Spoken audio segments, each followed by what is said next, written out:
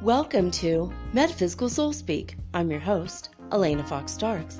Hey guys, I hope you're doing really well in this moment in time, and that whenever and wherever you happen to be on this big, beautiful blue and green globe we live on, that you, in some small way, had a celebration of Mardi Gras or Carnaval. Today was the end of what is in some places a month-long celebration. In Louisiana, in New Orleans, today was, Fat Tuesday. So I'm going to tell you guys a little bit more about what this is, especially if you don't live in a place that celebrates this. Fat Tuesday is what Mardi Gras means in French. There is a huge French-speaking population in Louisiana. It was named Louisiana because it was named for Louis XIV, Louis XIV, the King of France at the time. And then the United States of America, once the government was formed, basically, bought Louisiana in the Louisiana Purchase from the French. So there still remains today a really huge French population and French influence, which is pretty cool. And this is why the other day, last week, I took my son to cooking class. We learned how to make shrimp étouffée, étouffée being a word in French. I can't remember what it means, but there's a lot of French influence in the cooking there, then mixed with their own kind of style of really spicy, really hot, and very flavorful, colorful food. And Louisiana is very famous for this Creole or Cajun food. Elvis Presley's first movie was set in New Orleans, Louisiana. So basically, what is Fat Tuesday? What is Mardi Gras? It's basically the last night that you can eat rich, fatty foods before Lent kicks in if you're Catholic. And there was, the French were Catholic overall back in the day, as well as all of Central and South America. So these celebrations have been going on for a while. Somehow in my gut, I feel, though, that there's a greater story, that there's a bigger cover-up of what this day really used to be. Because when I look at the African, South American traditions that have kind of merged together, especially in Brazil, I kind of see fertility rites going on. Like, this is an affirmation that we're alive. It's a celebration of life. And in Brazil, they dance naked in the streets. Not everybody. Some of the dances are naked, if not partially naked. Sometimes they're like totally, their bodies are painted, but they're naked. And some people are on floats having sex. So that has nothing to do with Catholicism or giving up meat, right? Although it is Carne Vale. Carnaval means leaving the meat behind. The meat goes away. Carne meaning meat, and vale, it goes. So, and that's where you get the word carnival. But I have a feeling, and I haven't uncovered it yet, maybe for next year I'll have the research done by then. I think there might be origins to this time of year, it's kind of halfway. It seems like it's almost halfway between the solstices. It's like a semi-solstice. I feel there's like a hidden pagan holiday that Mardi Gras, Shrove Tuesday, Fat Tuesday, Carnaval, I think it kind of covers up. The Catholics do this. They've done this to many, many cultures around the world. The Catholic Church, not the Catholic people, but the people in charge of creating this religion have forced their will upon the people all over the world. And that's why a lot of pagan and Wiccan traditions have been kind of usurped by the Catholicism, and then later by Christianity. Like having a tree in your house at Christmas time is a pagan tradition. Red and white, that's the time, that's the colors of the red and white mushrooms, that the death cap mushrooms that help you, or was it Amanita, Fly Muscaria, I think, something like that. I have it as a tattoo. Anyway, this kind of mushroom is can be very deadly in the wrong hands, doing it the wrong way, but in the right way will help you see some truths. It gives you visions and knowledge that you wouldn't have had otherwise. So it's very, very sacred. It's a sacred plant. It's sacred medicine.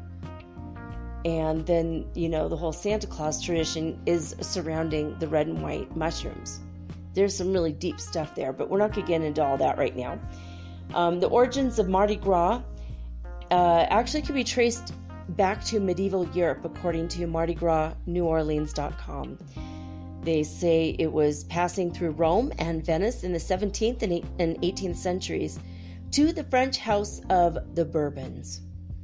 And from here, the tradition, revelry of boeuf gras, or fatted calf, but boeuf is actually literally the word for beef, like beefsteak. It followed France to her colonies, and her colonies included Louisiana. So on March 2nd, 1699, French-Canadian explorer Jean-Baptiste Le Moyne Sieur de Bienville arrived at a plot of ground that was 60 miles directly south of New Orleans, or Nolens if you are from there, and named it Point du Mardi Gras. When his men realized it was the eve of the festival, the festive holiday. So he established Fort Louis de la Louisiane, which is now called Mobile, in 1702. And a year later, the tiny settlement of Fort Louis de la Mobile celebrated America's very first Mardi Gras. And if you want to read more, please go to Mardi Gras NewOrleans.com and see what does it have to say. If there's anything else, basically, Lent is a season if you're not Christian, and especially if you're not Catholic. Sometimes Christians do this, and usually it's just Catholics, though. I can't say the word celebrate Lent, but Lent is a very solemn time. It's before the time in which Jesus is supposedly killed on the cross, and then somehow saves us from our sins, and somehow the Christian and Catholic churches still use a cross as a symbol of Jesus. I don't know. If I died, I don't want you to, like if someone shoots me dead, I don't want people to start wearing a gun on a necklace around their neck. I think it's creepy.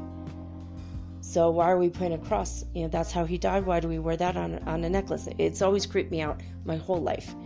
One time someone gave me a golden dove necklace as a symbol of Jesus, and I loved that. So it's a symbol of freedom and hope and love. It was perfect as a symbol for him, because I do love him very much, but I'm not thrilled about religion, as most of you actually are aware already. But Lent is a time in which you give up something. You have to pick something and give it up for the whole time, and you make a sacrifice. So when I was 8 years old, I sacrificed Catholicism.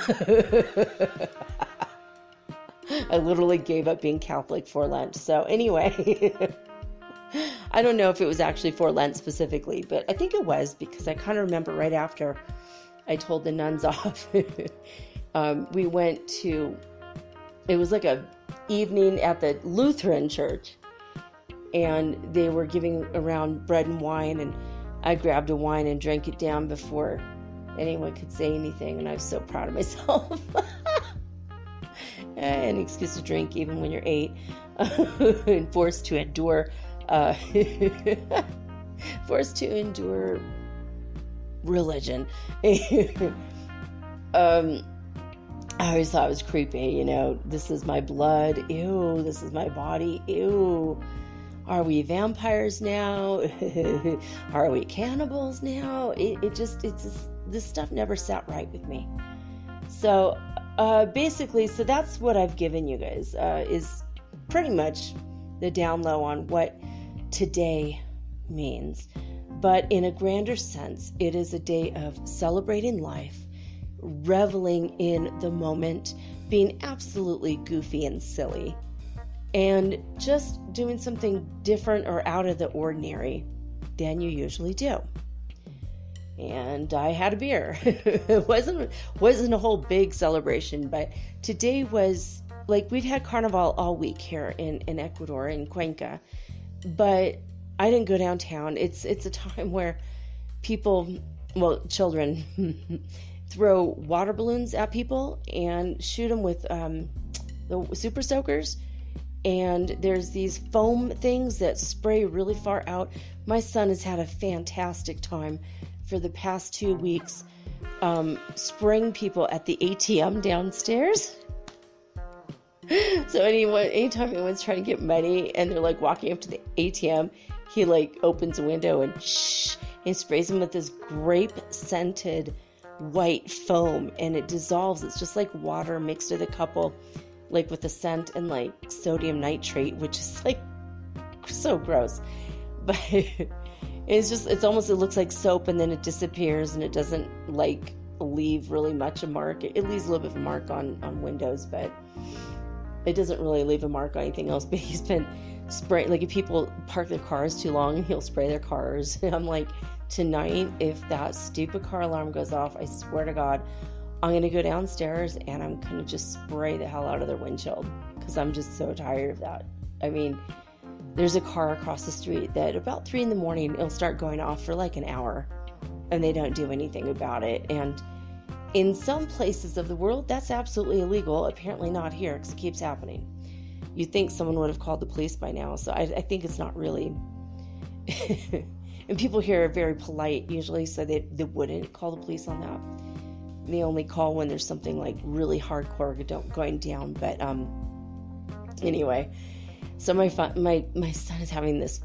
We had a fight yesterday with these super spraying foam things, and sprayed the hell out of each other, and we're laughing. We're like covered in foam in our house. It was completely wacky.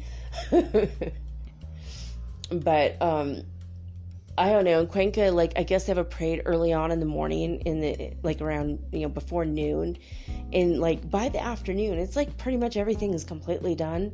They roll up the sidewalks about 7:00, and that's the end of it. While in Brazil, they're still partying, going hardcore, probably until tomorrow morning. So part of me wishes I was in Brazil, but it's okay. We went to the grocery store today, and we got there at 15 minutes to 7, and according to the website, they close at 8:30, and we figured, well, they'll probably get closed at the very earliest 7:30 or at 8:00, maybe. And they literally right when we got there, they shut immediately all the sections with vegetables, meat, and dairy. And I'm like, oh great, the 3 things I went there for, and they literally closed down and locked the sections, so I couldn't get into those sections. I was so mad. I'm like, I can't believe this. I wrote an angry letter to the corporation Supermaxi, because I would have been earlier to my more local Supermaxi, but they've been into renovations for like 3 months, and there'll be another 3 months in renovations, so I have to go to this other one. And besides that one, there's 2 other ones in town, but they're way far away. They're like 30 minutes away. So I was waiting all afternoon for the rain to clear. well, the first part of the day, I for 6 hours, we had absolutely hard visibility conditions due to ash from the volcano, Sangay. The wind blows the wrong way. This whole city's covered in ash. And then after a while, the wind started blowing the opposite way. Everything started clearing up. And then the fog rolled in, then the rain, heavy duty lightning and thunderstorms. It was so loud. And then that was followed by a double rainbow. And I was thinking about twin flame stuff because today is Relationship Tuesday. We're going to talk about relationships tonight. Topic is managing your expectations, not setting expectations that are too high, but what kind of expectations are actually reasonable in a relationship. So we're going to talk about that tonight because it's something that it can make or break a relationship, or at least put a strain on the relationship if you put too many you should do this, or I need you to do those, those kind of expectations. So we're going to talk about that tonight. But I was thinking about twin flames, and I was thinking about my twin flame, and I was thinking about relationships in general today. And I was watching the beautiful rainfall, and it was wonderful. It was like raining pretty decent, and then all of a sudden it doubled. And then 5 seconds later, it tripled in strength. There was so much rain in so little time. And then it just went away. And even right now, it's just gently, it's like misty. It's like a misting rain. I love it. It's beautiful. And anyway, I was thinking about relationships, and my son looked out the window right when I was in the other room thinking about this. And all of a sudden he goes, "Oh my God, Mom, come quick. There's a rainbow." I was like, "Oh my gosh." So I went over to the rainbow. I'm like, "There's 2 rainbows." He's like, "Yeah." Oh my gosh, it's the twin flame rainbow, of course. So I thought that was pretty cool. And I tried that thing that I've been doing with other, like when I look at the sky and there's a certain plasma energy that I see, and I pull that into my body, and then I see where it's hitting. Like yesterday, the energies, there's one that was hitting in the solar plexus. So these are the areas in which the cosmos is sending us energy for us to work on. Hit me in the solar plexus, another energy hit me in the third eye, and another one in the throat, so that we can speak our truth. And then the purple lavender was crown chakra, so we can open up to our divine selves and the possibility that everything can exist, that we can manifest whatever we want. So those are the energies that were hitting yesterday. And then today I saw this rainbow, and I just pulled it into my body, and it went everywhere in my body. And I felt like it was the energy of the crystalline light and what our bodies are going to be, the crystalline bodies. So I thought that was pretty cool, actually. I wanted to mention that we probably should send some prayers up, send some love over, Reiki over to some people in New Orleans. Because even though it was a massive, happy day, 2 people were killed today by floats. And this is the most bizarre thing I've heard, because check this out. Geraldine Carmouche of New Orleans was 58 years old and died after being struck by a tandem float. Now, a tandem float in New Orleans, it's multiple floats that are pulled by one tractor. So it's like, you just can't stop this train, baby. Don't get in front of it, right? So what's weird to me is she is from New Orleans and she knew better. I feel like everybody that lives there knows better, right? They know the danger of this. But she's also 58 years old. 5 + 8 = 13, the number of death. Then, check out the second person. So as a woman, and then the second person, his name is Joseph Sampson, also of New Orleans, also hit and killed by a tandem float, also 58 years old.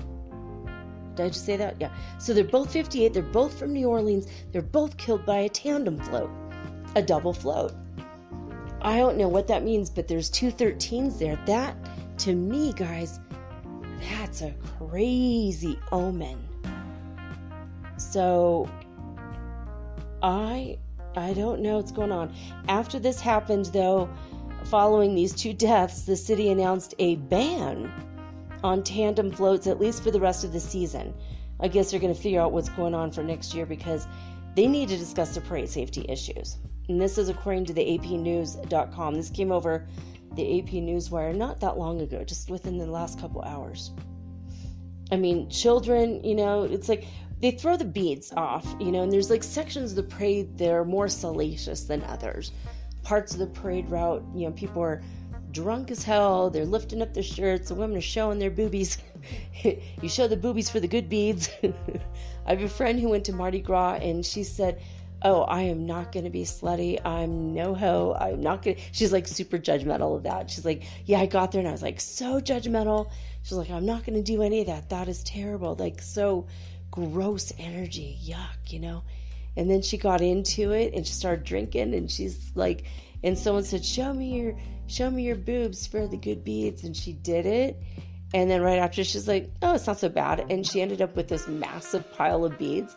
And if you don't do it, they give you the stinky beads. And when you grab the beads, you put them on, then after a while you realize they have a horrible smell after they warm up against your skin. So if you have the stinky beads, that means you did not lift your shirt up. Even men that lift their shirts up, it's hilarious. I don't know. But New Orleans is a crazy place. But there are parts where it's only family oriented, and there's places where families have gone for generations. That's like their corner. That's their part of the block. This is reserved for that specific family. Like it's just apparently been like that for a long, long time. I didn't know that until just this past week. I started looking into it. I thought that's very interesting. So this is very strange. There's a carnival in Germany, and they had floats, and a lot of the floats have to do with racism. They are really upset. They don't like people who are racist, and so they were having anti-racist floats, which I thought was really strange for a celebration of life parade. Only in Germany, I guess. And then during the celebration of life parade, a German man intentionally drove his car into a crowd and injured, didn't kill anybody, but he injured 30 people. So I don't know why people do what they do, or some people, they've got a screw loose in the bookshelf of their mind. Or maybe they're just not the brightest crayon in the box. I don't know. But I don't know. I don't get it. I don't know why people are the way they are. But at least I don't think anyone died there. I think it was just he tried to kill people. That was his intention, literally, in Germany. So people, I don't know. But send love to the 30 families, or the 30 people and their families, the people who were injured. Hopefully they'll recover and they'll be fine. But I don't know anymore. It's kind of dangerous to go out in crowd situations anywhere in the world. I don't really think I feel comfortable with the idea of going out in massive crowds. Like, I'd love to take my kids to the Los Angeles County Fair. I thought about it. Like, what if I could do that this coming fall? That would have been so amazing. And maybe we still will, but it just seems to me like there's going to be something there. I just feel that millions of people go there. There might be a tragedy. I don't know. Hopefully not. But there's been so many weird things going on, right? So just if you do happen to have something like this near you, just be really careful. Just be really careful. Stay safe out there. People are strange. People are really strange anymore. So, all right. Let's see. According to spaceweather.com, We had 12 fireballs. 12 fireballs over the United States. We are still in a no sunspot time. We have now 23 days without a single sunspot. A couple tried to formulate and then they just dissipated real quick. Our solar wind speed is 341.9 kilometers per second. It's hardly anything. We're getting zero protection from the sun right now. It's just ridiculous. According to suspicious observers, he did talk about today on his show, he talked about, on YouTube, by the way, in 1844, there was a massive, I think it was 1844. Now I'm getting that confused with something else. Hold on. That is something else. Okay, yeah. So, not 1844. That is this other thing I'm about to talk about. Anyway, I think you said 1870, the magnetic pole shifted rapidly in a year like it's doing right now. And that was right after a massive blast hit the earth from the sun back in the 1800s, so late 1800s. So it's kind of, we had a wild sun season for a while, and now it's just absolutely nothing. No sunspots, totally blank. And our magnetic field has been out of whack. The magnetic North Pole just took off running from Canada to Siberia. I don't know if it's already hit Siberia yet, but that's where it was headed. So I thought that was strange. Someone had put this together like, wait a minute, this thing happened, the sun happened, then the magnetosphere thing, like the magnetic North Pole, and now again the same kind of a thing. So he hadn't put it together 100% all the way, but it's a new theory. It's a good one. It sounds logical, because the earth is protected by the sun and, from cosmic radiation, but we're also at the same time, simultaneously, our magnetosphere is affected by what the sun is or is not doing. So when we have solar winds flowing our way, it's kind of, and today it hit, and tomorrow it will hit. A couple hours ago, I felt massive amounts of energy coming in. And I found out there's a thing called, let's see, goodness, where is it here? Called air glow. And once you get used to the night sky, you start to see the air glow. But see, you guys, I've been seeing the air glow. And this is like auroras, but it's all over the planet. When the sky doesn't look quite, like its normal color. And it's like, they're saying here that it's green. But, I've been seeing red, purple, blue kind of colors in the sky that, and not a typical blue, sky blue, but like crazy, like electric blue, cobalt blue, different colors of blue that just, it almost seems to be glowing, and then you could see actual parts of the sky that are normal sky, so it doesn't at all look like this. And this is something that's seen all over the planet, and a lot of times it looks like stripes in the sky. Have you guys seen the stripes in the sky? I know that Michelle of Florida sent me a picture of stripes she saw in the sky in Florida last year. And I thought, that is really bizarre. And a week later, it happened here, the same exact sky. Pink, blue, pink, blue, pink, blue. It was very strange. It was like a gender reveal party up in the sky. It was crazy. It was like, whoa, how come the sky is striped? But apparently, and the stripes go from east to west, and they did here for sure. They went from east to west. So, air glow, guys, that can be seen all over the planet, and it's similar to the aurora borealis, and it's extremely rare to see. But I've been seeing this kind of stuff quite a bit over the past 2 years. So, let's see, there was a comet called Atlas that buzzed the Owl Nebula, and Michael Jaeger of Austria photographed the flyby last night. He had a little clip of it. I thought that was pretty neat. And apparently Atlas's orbit is very similar to that of the Great Comet of 1844, which was visible in broad daylight when it passed very close to the sun in the 19th century. So it's possible, scientists are speculating, that Comet Atlas might be a fragment of that comet of 1844, and it looks like it's coming back. And they're saying it will probably come back, or at least dip inside the orbit of Mercury, only 0.25 astronomical units from the sun, on May 31st. So let's wait around and see. We don't have a choice.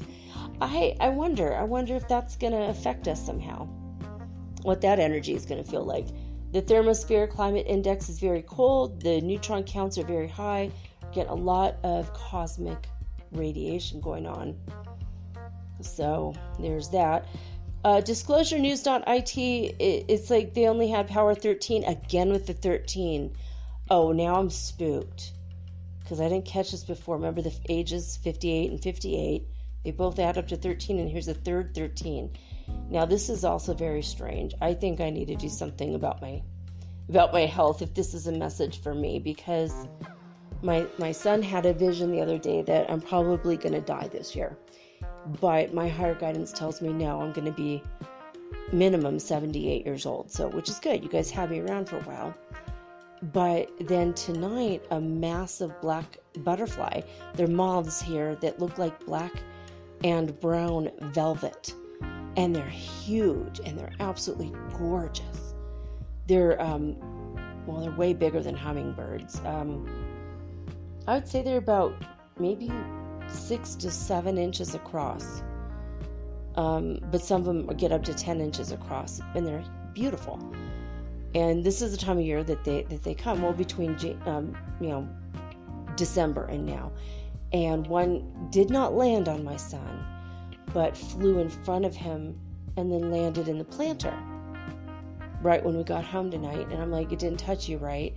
And he said no, because see, the thing is, the last time I saw one of these things land, it landed right on my heart, and it was huge. It was like 7 or 8 inches across, and it landed on my heart, and I knew that the biggest death that I would have to endure in this life was about to occur.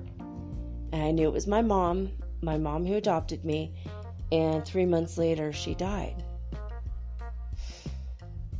So my son's like, look, I had this thing about you. You need to see a doctor. And everything closes down. Like they roll up the sidewalks in the middle of the day this week. Yay, celebration of life. Everyone go home. Cuenca is like the most conservative town in South America, I swear to God. But it's probably why it's also the safest, because everyone's at home doing nothing. But so anyway, now that's just spooking me, because 13 is a number of death, and I better be careful, I guess. I need to do something. If you guys want to send me energy, I'm also tapping into the grid and taking my minerals and vitamins and whatnot. But it's crazy. I can't believe I went all the way to this expensive store, and I was going to buy the vegetables over there, and they shut the vegetables the minute I got there, 15 minutes early. You know, like I was just blown away by that. And it's just like, I've had like 5 things to do with death in the last 72 hours. So now I'm like kind of a little bit spooked. Even on my, I don't know if you guys play COVID Fashion. I started playing this fashion game where you pick clothing out, because I'm really, really bad at dressing myself. And I thought, well, if I do this game, maybe I'll learn a thing or two. I could tell you when other people look good or bad, but for myself, I don't. I just, it's like I can't. I'm absolutely like, I don't know.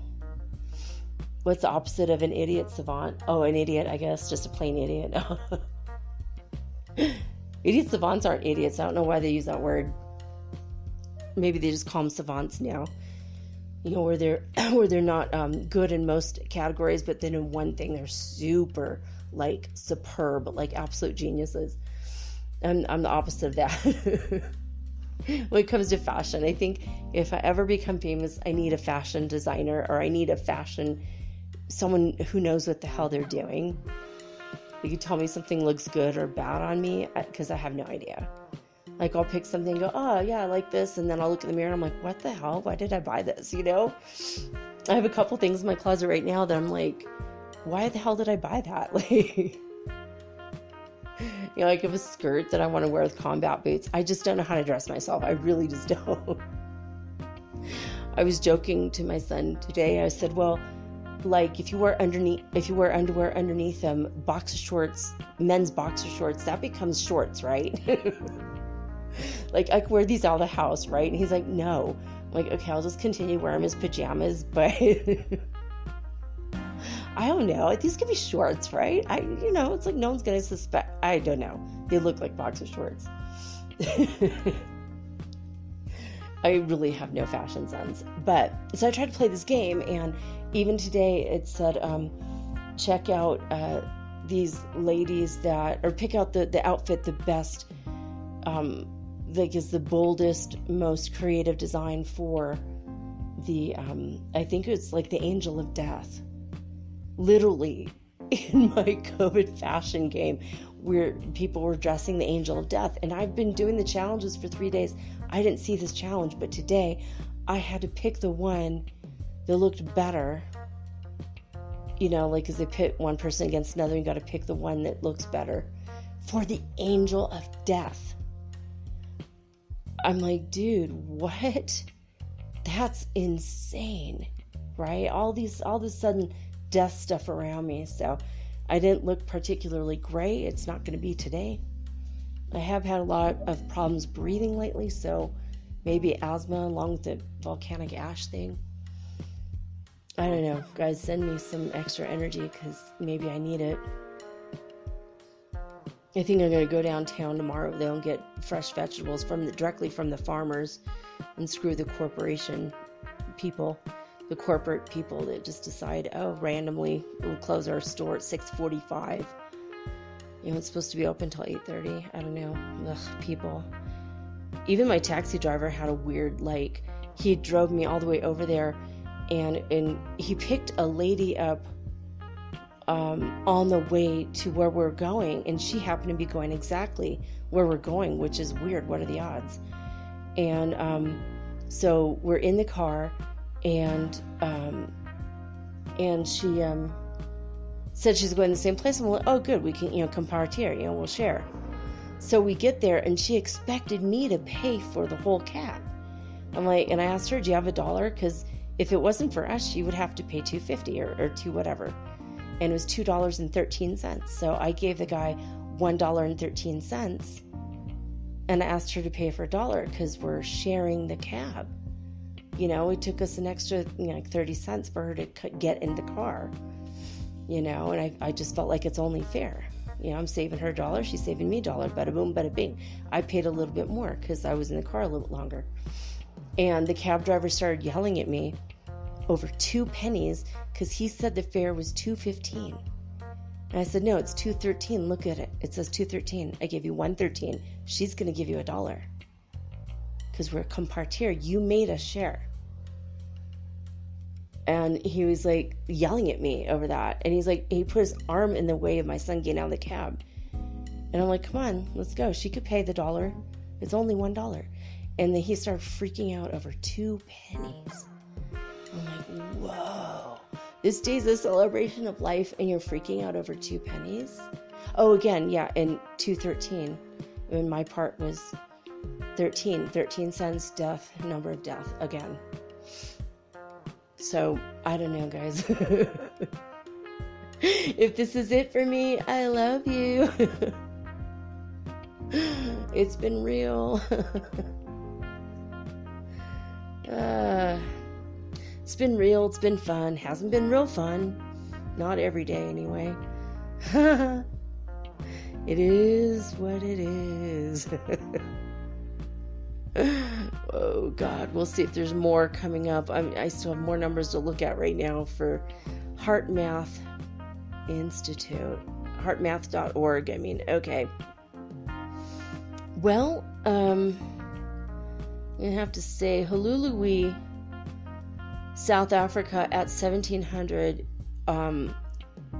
like 2 days ago, they got up to 550 on Sunday. That was their peak. 550. So I want you guys to keep that in mind, because where they ended up today, crazy. These are crazy numbers. And by the way, today is my half birthday. Yay!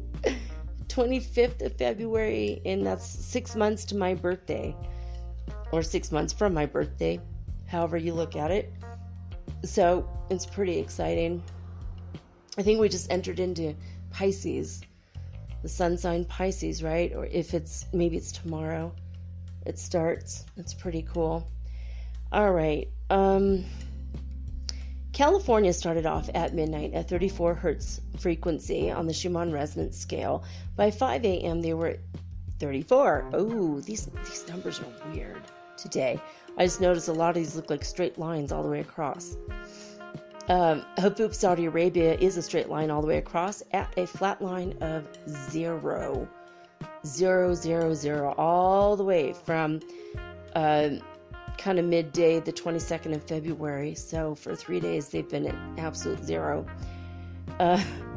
Lithuania started off at 107 at midnight. By 5 a.m., they were at 105 hertz frequency. Remember, 40 is the fifth dimension. So, Alberta, Canada, they were at 47 hertz frequency at midnight. And by 5 a.m., they went down to 46. Not a whole lot. They're just going down by 1, most of these. In Northland, New Zealand, they start off at 49 hertz frequency at midnight. By 5 a.m., they were at 44 hertz frequency. And in Hulului, South Africa, they started off at 55 hertz frequency, but by 5 a.m. they were at 0. Wow, that's a massive plummet. Like from the 23rd until the 25th, it went from 550 down to 0. I wonder if there's like civil unrest over there, or are the people sick, or like what's happening in Hulului? If you live in that area, let me know. If are the people meditating all the time? Are they going crazy? Are there locusts? Is there something massively crazy going on over there? Because the numbers of the Schumann resonance in that area is absolutely it's crazy. It's crazy. When everyone else is kind of at even-ish keel, and they're all below 200. And Hulului's been, for many, many days, well above 200, and in some cases almost to 800, and this week 550. That's huge. That's huge. I don't know, guys. I don't know. Before we get into A Course in Miracles lesson, I want to let you know I have registered Metaphysical Soul Speak the podcast at podcastawards.com. And the nominations will not be available for 5 months. But if you have a calendar on your iPhone or on your Android-based phone or in your internet email situation, and you want to put it in your calendar for the first week of July to nominate Metaphysical Soul Speak the podcast for a People's Choice Awards for the category Religion and Spirituality. Starting on the 1st of July, you'll be able to see the show, you'll be able to vote for me, and that way we'll be able to get the word out about the show. So I'm really excited about this, guys. Even if I don't win, I'm going to get more listeners just by your voting, and it's super easy. It'll only take a couple minutes, maybe even less than 1 minute, and starting in July, you can help me out that way, and it's absolutely free. I had to pay $25 to register the show, But I think it's worth it to get the word out. So, for me, it's like an advertising thing. But it would be really cool. I just found out, I thought it was going to be a trophy, like a picture of a trophy. Because they say if you make the final cut, you have to send in a 90-second video accepting the award. So I have to make a video of myself accepting an award. Oh my God, so embarrassing. And then you send that in so that when you do, like when they do it live, they will show you winning the award, I guess, on the live show. And they actually have a trophy that they actually send, a physical trophy. Because the last award I won was a little tiny GIF. It was so cute and I love it. And I have it on my desktop, actually. And it said top 5 metaphysical shows or podcasts, something like that. But this is going to be big if it's possible for me to get enough nominations. So just put it in your calendars. Just go ahead and pop it in your calendars now for the first week of July so that you can nominate me. And I'll be so grateful, you guys. I'll try to come up with something. Maybe I'll do like a meditation or maybe a creative visualization. And anyone who nominates me, you'll get that. I'll send it to you in your email for free. So if you could show me proof. But we'll get to all of that when we get to July. So we have time. We have plenty of time. So it's like in 4 months. So I just want to remind you so that you guys could put it in your calendar.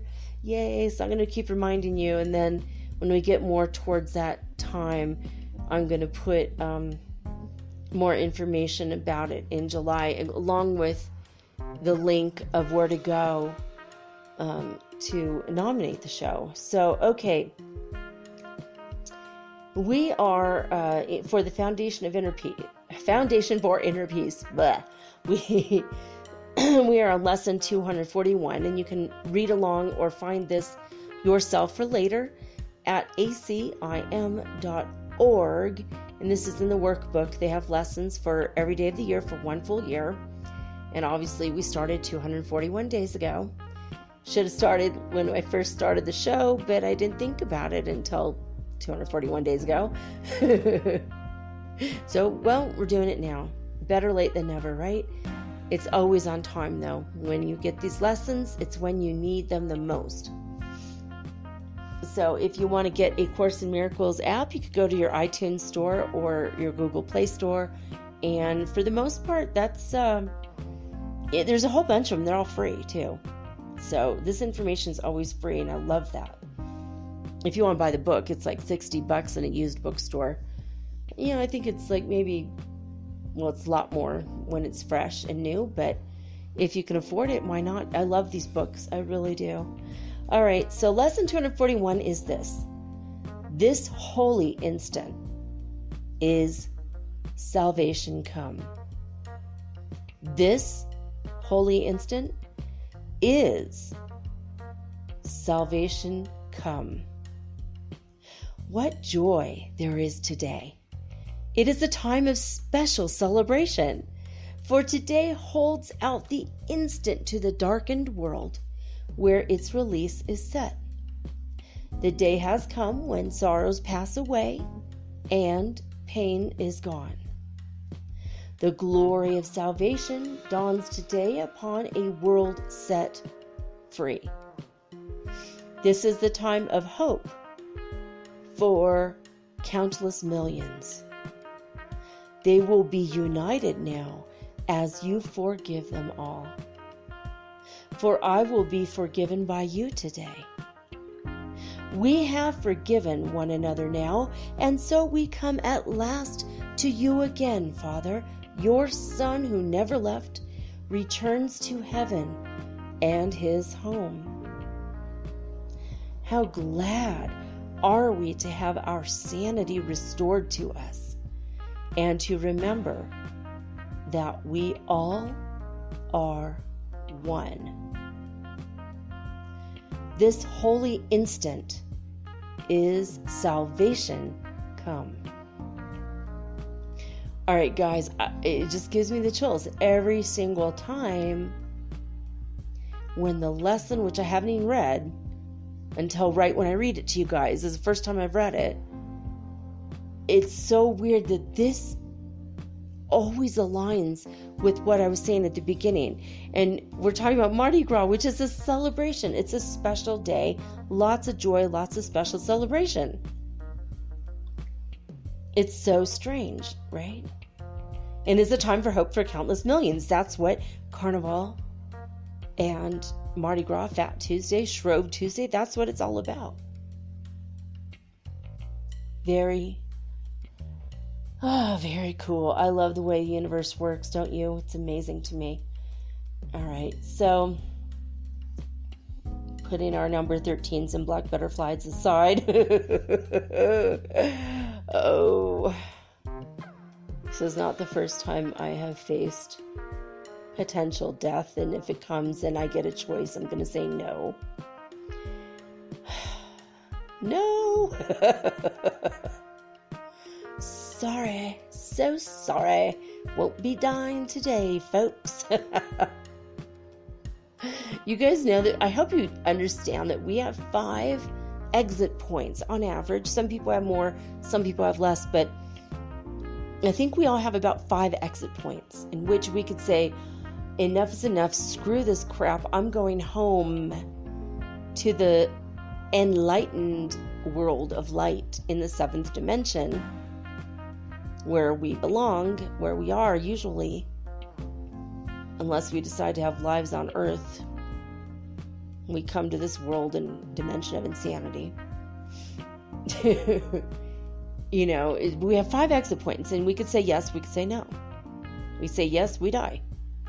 To all the people we left behind, they think we're dead. Even though clearly we're never going to die. That's an illusion. But we also could say yes, we'll live through it, and then we have to face the consequences of whatever the hell just happened. So, like, if you're in a car accident and you say yes, then you're going to have to deal with the aftermath of that.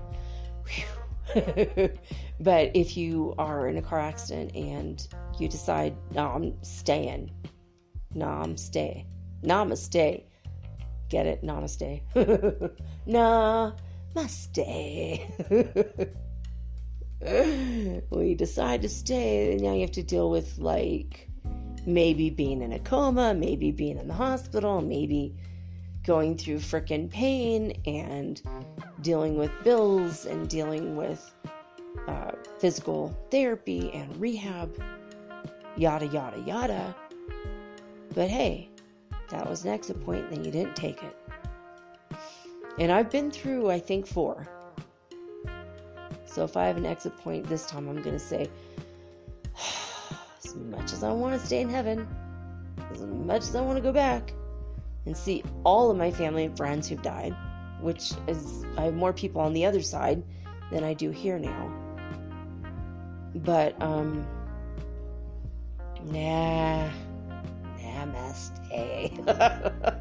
Damn it, I'm probably going to stay.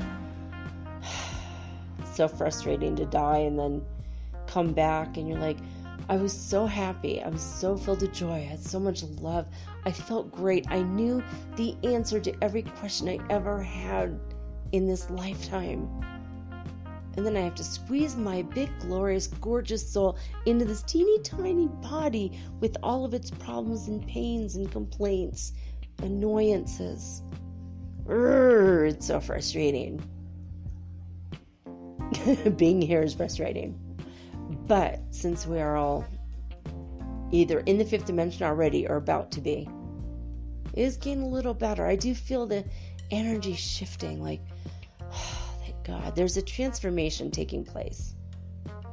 I did see a butterfly cloud today, a cloud shaped like a butterfly. It was a gray, dark gray butterfly in a sea of white clouds. It was maybe that was another symbol of death. I better quit while I'm ahead. All right, you guys, I'm going to take a quick break. And when I come back, we're going to talk about, for the month of love, Relationship Tuesday, we're going to talk about expectations in relationships right after this message.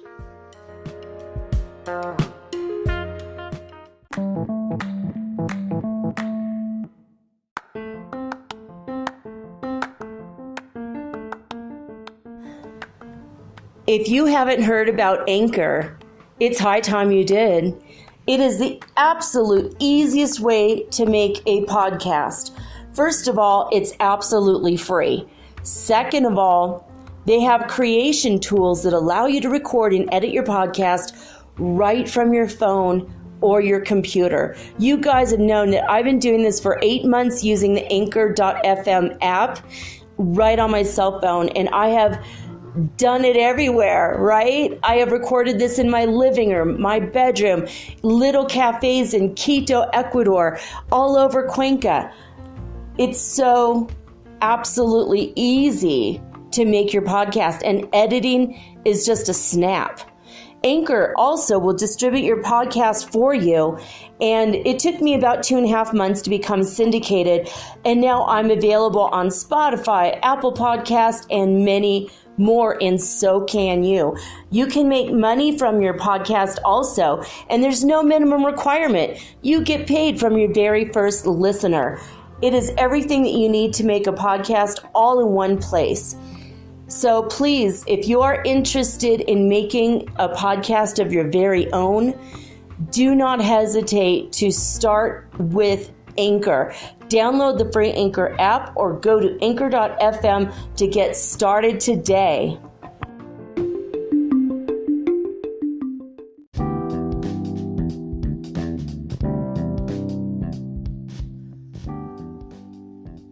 All right, according to Webster's Dictionary, the word expectation is a noun. In Latin, it comes from the word expectatio, the act of expecting or looking forward to a future event with at least some reason to believe the event will happen. Now, expectation differs from hope, they say. Hope is directed to some good. Expectation is directed to good or evil. According to Merriam-Webster Dictionary, the definition of expectation is this.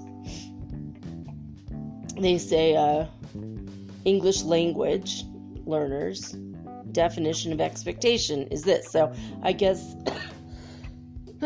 people learning English for the first time, this is how they would describe it to them.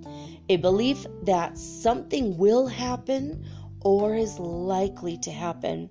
A feeling or a belief about how successful or good, etc., someone or something will be. So that's a little bit more directed towards what we're going to talk about tonight. Okay, all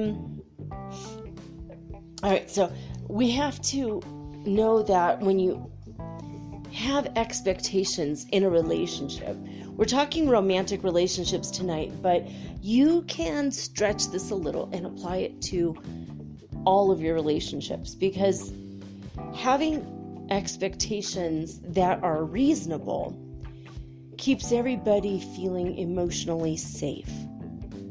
Having expectations that are beyond belief, out of control, wild, or unreasonable keeps everybody walking on eggshells, and it makes them feel very emotionally uncomfortable.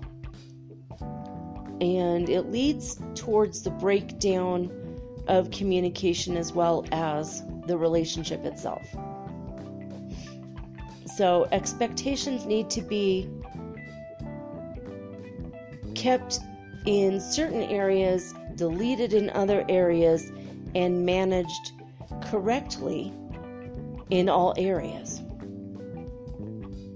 So, for managing expectations, this is what I wrote. These are my own notes, okay? So, number 1, set your expectations before you get into a relationship at all, if you're single right now. So basically, I expect to be treated with respect. I expect to be treated with kindness, greeted with a smile, with maybe joy or happiness. Even if the other person is going through something hard, they're at least relieved or happy to see me. That doesn't seem too unreasonable to expect. And I expect the same thing out of myself that I expect out of others. That's also what it should be. You shouldn't expect the other person to be happy-go-lucky all the time and expect you to be a miserable slob and sometimes happy-go-lucky, right? But you also can't expect someone's emotions to always be the same either. But you could reasonably expect, okay, look, I'm having a really hard day. I'm really angry. These things are happening. But you know what? Thank God you're here. A little nod, a little, maybe they don't want to talk, but maybe they could kiss your head or, just some little tiny gesture so that you understand that you're wanted in that moment, right? Or you're wanted, period. I don't think that's too unreasonable, but you set what your boundaries are, which if you don't know about setting boundaries, go back to last February. I did put 4 really amazing, I think they were good, episodes about this,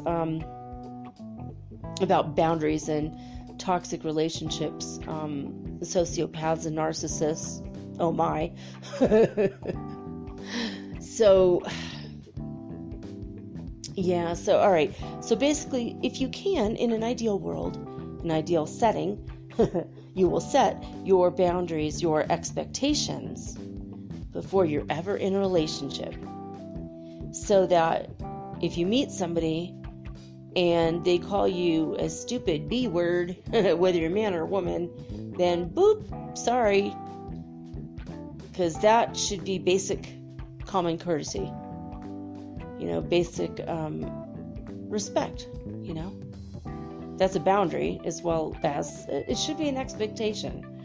So I think, now I've heard that setting expectations will lead you to disappointment. I've heard that setting expectations will lead to resentment.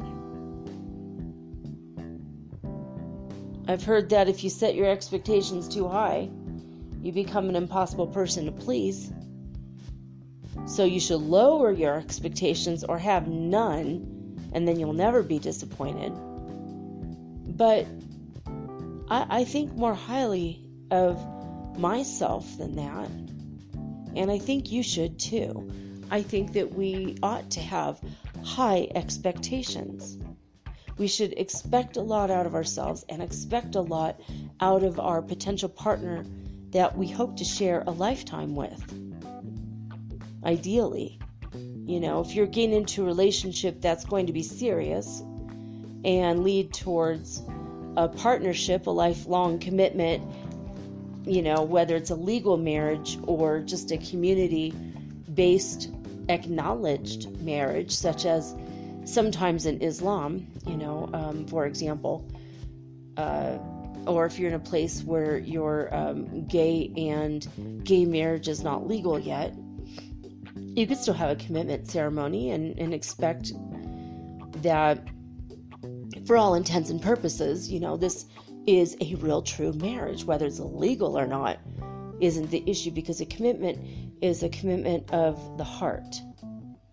It's not a commitment between you, your partner, and the government.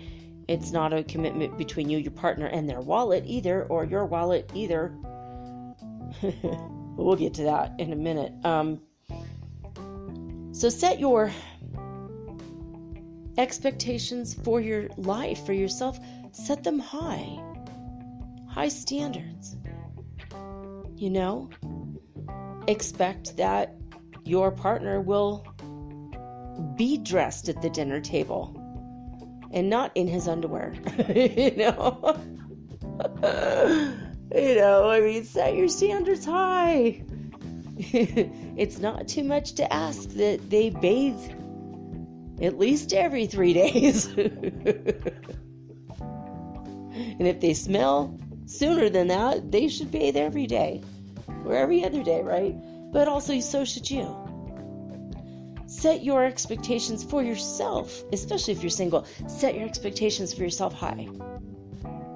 Your hair should never look greasy. You should always be clean. You should brush your teeth every day.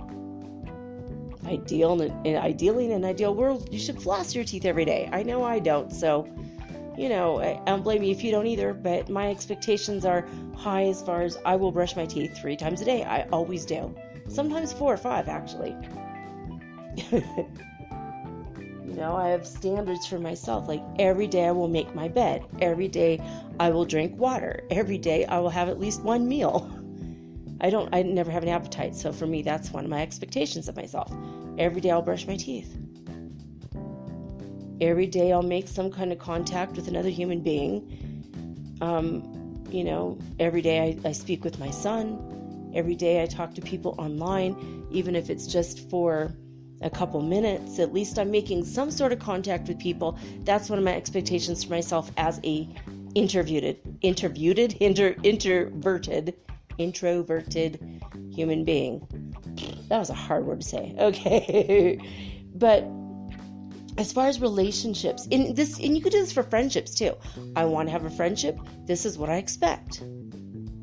I expect that they get back to me in a reasonable amount of time. Not in 10 minutes, but if it's within 72 hours, I consider that to be a friend. If I write to them and I don't hear from them for 3.5 weeks, and I hear through the grapevine they were literally doing nothing or going out with everyone and their uncle, then they're not my friend, right? Or they don't want to be. So you could set your expectations. I think set them high, not impossibly high. Just treat me with love, treat me with respect. Answer my text messages. Set an appointment to see each other once a month. That's not too hard to ask. For a friendship. For a relationship, once a week in the beginning, right? Now, if you're already in a relationship and you haven't done this, maybe you should start to reevaluate what your expectations should be, which expectations you have that haven't really been making the mark. It's making everyone walk on eggshells, not feel good. Maybe we need to delete those expectations. It's never too late to revamp and revitalize your relationship so that your partner feels better, you feel better, and ultimately you grow closer in love, closer in communication, closer in unity and unification with each other. That's what a relationship is, by the way. You want to relate to one another. You're in a ship together. It's like we're in this boat together. We're in a relationship. So ideally, you have to figure out, who's directing the sail, who's steering the boat. Are you going to take turns? You got to figure this stuff out. So relationship expectations, this is really important. So, okay. When you're setting your relationship expectations, don't keep them to yourself. Now, if you set it before you meet the person and then you start going out, there's some basic ones that ought to be unspoken, like treat me nicely. I don't mean lavish me with a bunch of gifts every time we see each other, but, don't call me the B word. You know what I mean? Be nice to me. Be nice. Listen to what I have to say. Hear me and listen to me, and also I expect myself to do the same for you. And if I'm not, you got to let me know. Because maybe I'm not being a good listener. Maybe my ADHD is out of control today. Because my heart is where my heart is in that right place where I want to listen, right? So you have to talk about some of those issues as well, right? So let's see, what do I have here? So what I wrote here is, as far as your expectations are concerned, you have to give as good as you get, and you have to expect as good as you give. I'm going to say that again. Give as good as you get and expect as good as you give. So if I'm going to anticipate your needs, like I see that you look thirsty, and I could get up and get you a glass of water because you're working. But when I'm working, if I look thirsty, I want you to give me a glass of water. Don't just ignore that when it's obvious, and some of that, and that might be out of control. That might be too much of an expectation, but 6 o'clock is rolling around. You know me, we've been together all day. I get cranky when I don't eat, and I haven't eaten all day. Anticipate my needs. You see, I'm working on a project. Do I need to stop, or do I need to push through the night because the project's due? Manage, that section of my life for me. Hey, babe, I see that you're working really hard. You probably don't feel like cooking dinner, and I've noticed we don't have much in the house. Shall I order from Fabiano's? Do you feel like pizza, or shall we get Chinese food? I'll pay for it. My treat tonight, right? That kind of a thing, like anticipate the other person's needs. That's like kind of an example. I don't expect, to eat out every day or whatever, but once in a while, it's nice for the other person to go, oh, wow, you don't look like you feel so hot right now. Maybe we shouldn't go grocery shopping together. Maybe right now we should just get Indian food. I'll call him. That's actually what I did with my son yesterday. We have this friend from the Philippines, and she makes the most fantastic food. And she just makes it in her kitchen in her apartment. And she has Uber Eats come and pick them up, the food, and they deliver it anywhere. It's so amazing. And she made me fried chicken and broccoli and mashed potatoes yesterday. It was fantastic. And the fried chicken breading was like oatmeal. Because she holds this high standards for her family, and she doesn't want to give anyone wheat. She knows what wheat can do to people. I thought, how sweet. Like, she anticipated the whole world's needs when she created her menu. I love people like that. She's very thoughtful, very sweet. Anyway, number 2, communication is key when you're managing your expectations. So you have to let your partner know what you're looking for in a partner, what you're looking for to be happy and to allow your life to flow in a smooth and tranquil way. You have to let them know about your needs, your wants, and your expectations. When I was first dating my near twin flame, I thought he was my twin flame for the longest time. When we first met and we had known each other about 3 or 4 days, from the day we started seeing each other, we saw each other almost, I think, every single day for 8 months. Even before we kissed each other. It was like weird. It was like we just had to know each other really well. And we loved each other's company. It was incredible being around each other. The energy was intense. It was really nice. And, but he used to chew tobacco. And really bad. He had like a spit bottle with him with a lid on it, and he carried it throughout the whole day. It was so nasty. It was the worst habit.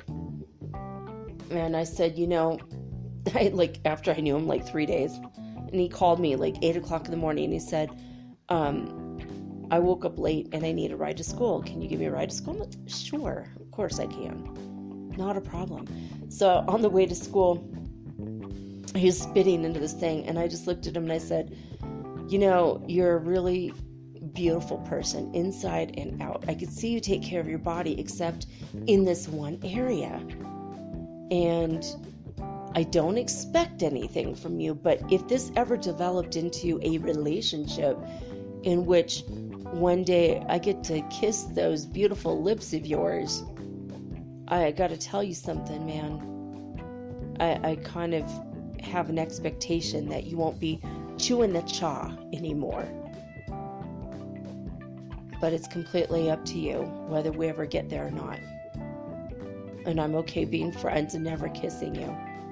But I think it would be a shame to waste that opportunity, because I'm finding that I do like you more and more every time we see each other. And I mean, you should have seen the look on his face, like his jaw like fell to the ground. He had to pick it up with both hands practically. It was just like no one had ever spoken to him that way. And then like in consequential, like, conversations later, it was like,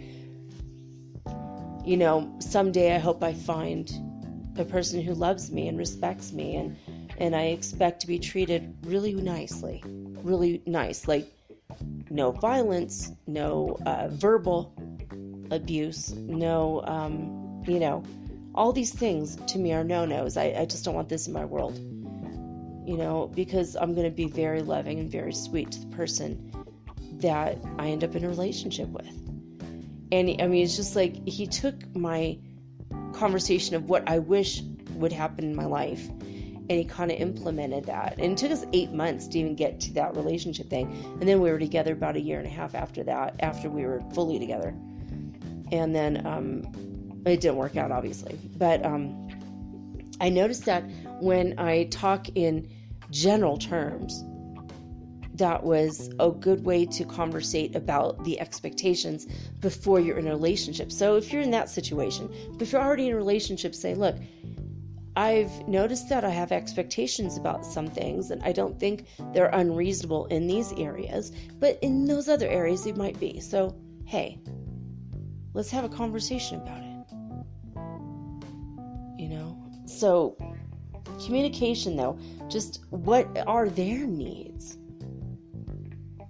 I met a couple, I was really good friends with them, and his need was he wanted to have sex all the time, but her need was to rest because she had an illness that made her sick. She barely had the energy to have sex, like maybe once a week she could muster the energy to do it. And she felt bad, and I negotiated this deal with them.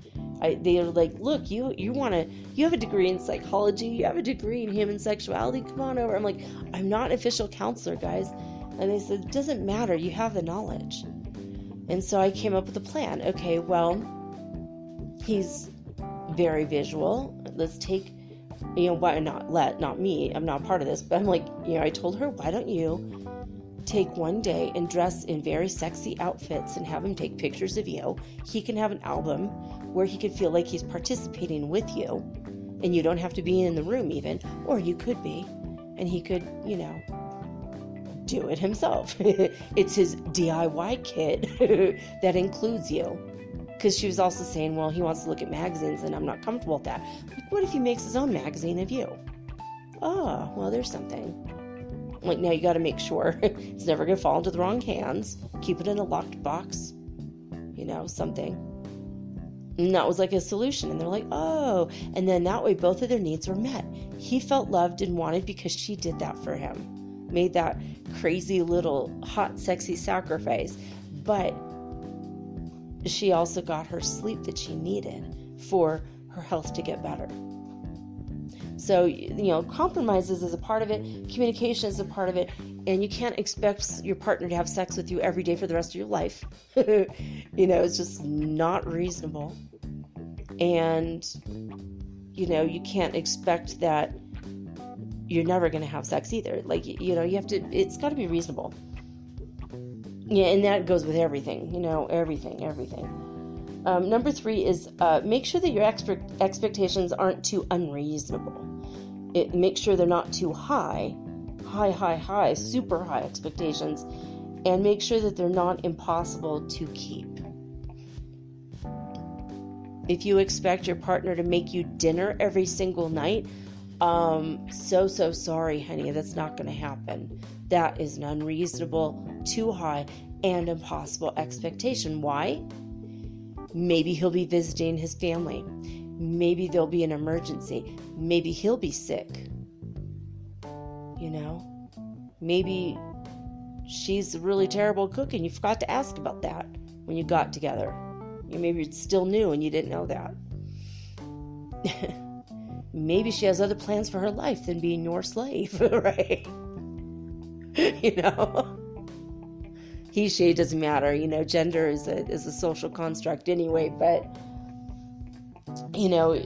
this is, you got to make sure that what you're asking, what you're expecting, not only let your partner know what you're expecting so they could tell you, that's a little unreasonable, yo. That one's not going to happen. And then you could go, admit it when you're wrong.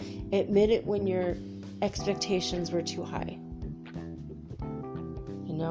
Number 4, definitely have expectations in the following areas. How they treat you and how you treat them. Expect yourself to treat them with love and kindness, generosity, and respect. Remember, give as good as you get. Expect as good as you give. Now, have expectations in these areas, okay? Basic courtesy, politeness, it goes a long way. Basic courtesy. They have to be at work at 7:30 on the nose.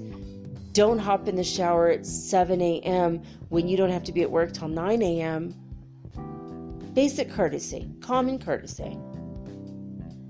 Don't use the last of the toothpaste and let it hang and expect them to get it without telling them. Go out and buy the damn toothpaste. Right? Walmart's open 24 hours, guys, in the United States. And convenience stores too. Gas stations also. Now here in Ecuador, everything rolls up. The sidewalks, they don't exist after 7:30. The neighborhood store, they close at 10. And then the gas station, which is like an extra block away, it closes at midnight. And so my son and I, we always know where we can go for what. If we're cooking late at night, we have to go to the gas station. And it's weird, they have this amazing spice rack. They have 30 or 40 spices, almost everything you would ever need for every kind of food imaginable. Whether it's Creole or Indian food or Mexican food, they've got you covered. It's like an amazing convenience store that's also the gas station. It's weird, but a really good store. But the basic courtesy, if you run out of something and for a fact you're going to need it tomorrow, make an effort to go get it, or or tell your partner if they're already going to the store, have the common courtesy to tell them, hey, we need this. Can you pick up the olive oil tonight? I wanted to make you dinner and I realized we just ran out of olive oil. You're already going to the store. Hey, but I think that's common courtesy. Don't assume they know what's going on and then they come home with all the groceries. They did all the work all day, then did the groceries, came home, and they were excited that you were going to cook, and then you jumped down their throat because, oops, they forgot the olive oil that you never told them to get, right? So common courtesy, expect that from yourself, to yourself and to them, and expect it to you from them as well. So relationship boundaries, this is huge. Expect the boundaries to be abided by. And what I mean by relationship boundaries, if you are married, it should be reasonable to assume and expect that they will come home at night, every night. That's what a marriage is. Now, if your love of your life is an actor and they're going to shoot a movie, over in Paris for 6 weeks, that's okay. Then you make other arrangements and expectations during that time. And if your relationship boundaries include that you can have other lovers when you're on business trips, you should expect that condoms are involved, or dental dams, or whatever, that safety is number one priority in the relationship. And if the expectation is they're not going to sleep with anyone else and you aren't either, that's a very high expectation, and that's a positive one that should definitely be in place. Nobody needs AIDS, right? Nobody needs syphilis or gonorrhea. No one needs this crap. To me, that's beyond common courtesy, but that's a relationship boundary, and you should have a high expectation as far as your relationship boundaries are concerned. Like if you are a man and a woman and you're both bisexual, maybe you have a relationship boundary that you cannot cheat with the opposite gender, but you can sleep with the same gender. I've met couples that do that, and that's okay, if that's okay for them. Like my old sex therapy teacher, she said, there's nothing wrong with what goes on behind closed doors with the 2 or 3 or 5 people involved. It's no one else's business. It's their private life. As long as they all agree and they're reasonably happy to do whatever is going to go on in there.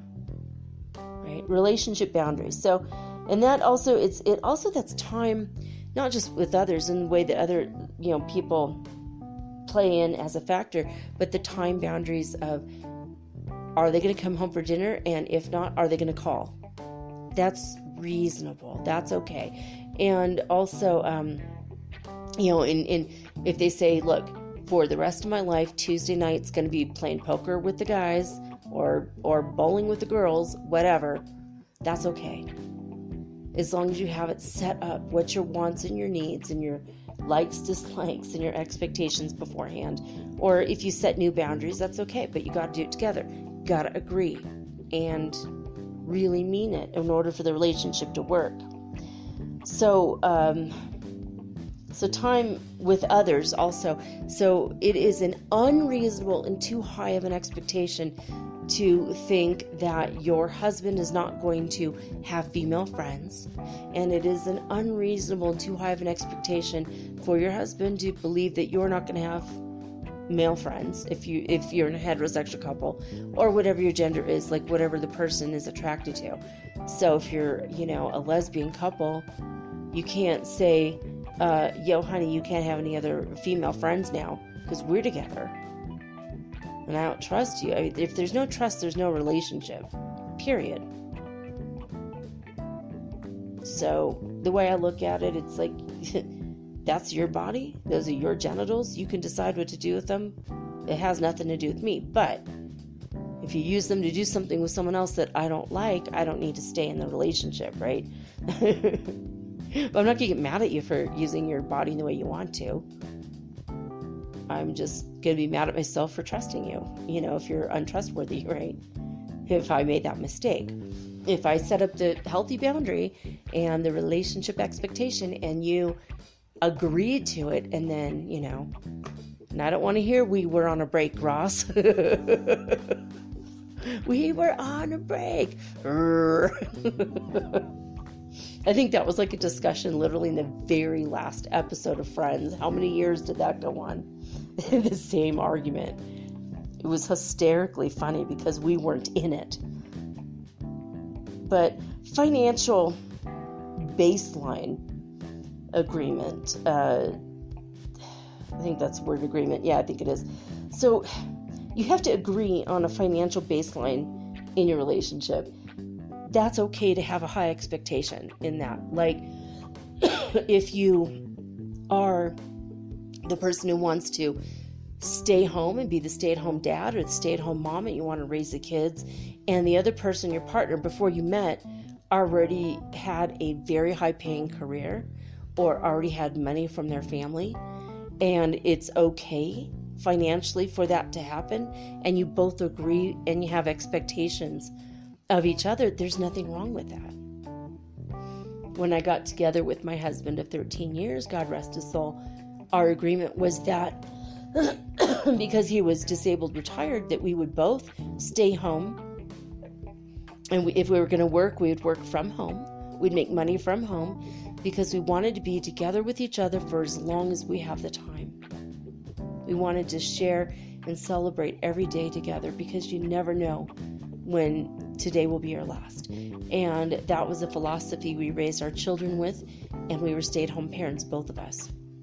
We were very, very lucky and therefore very grateful. We were poor as hell, but I wouldn't have had it any other way. I'd rather have hardly any money and have the love and the life and the moments I had with my kids than to have had a career and miss out on everything.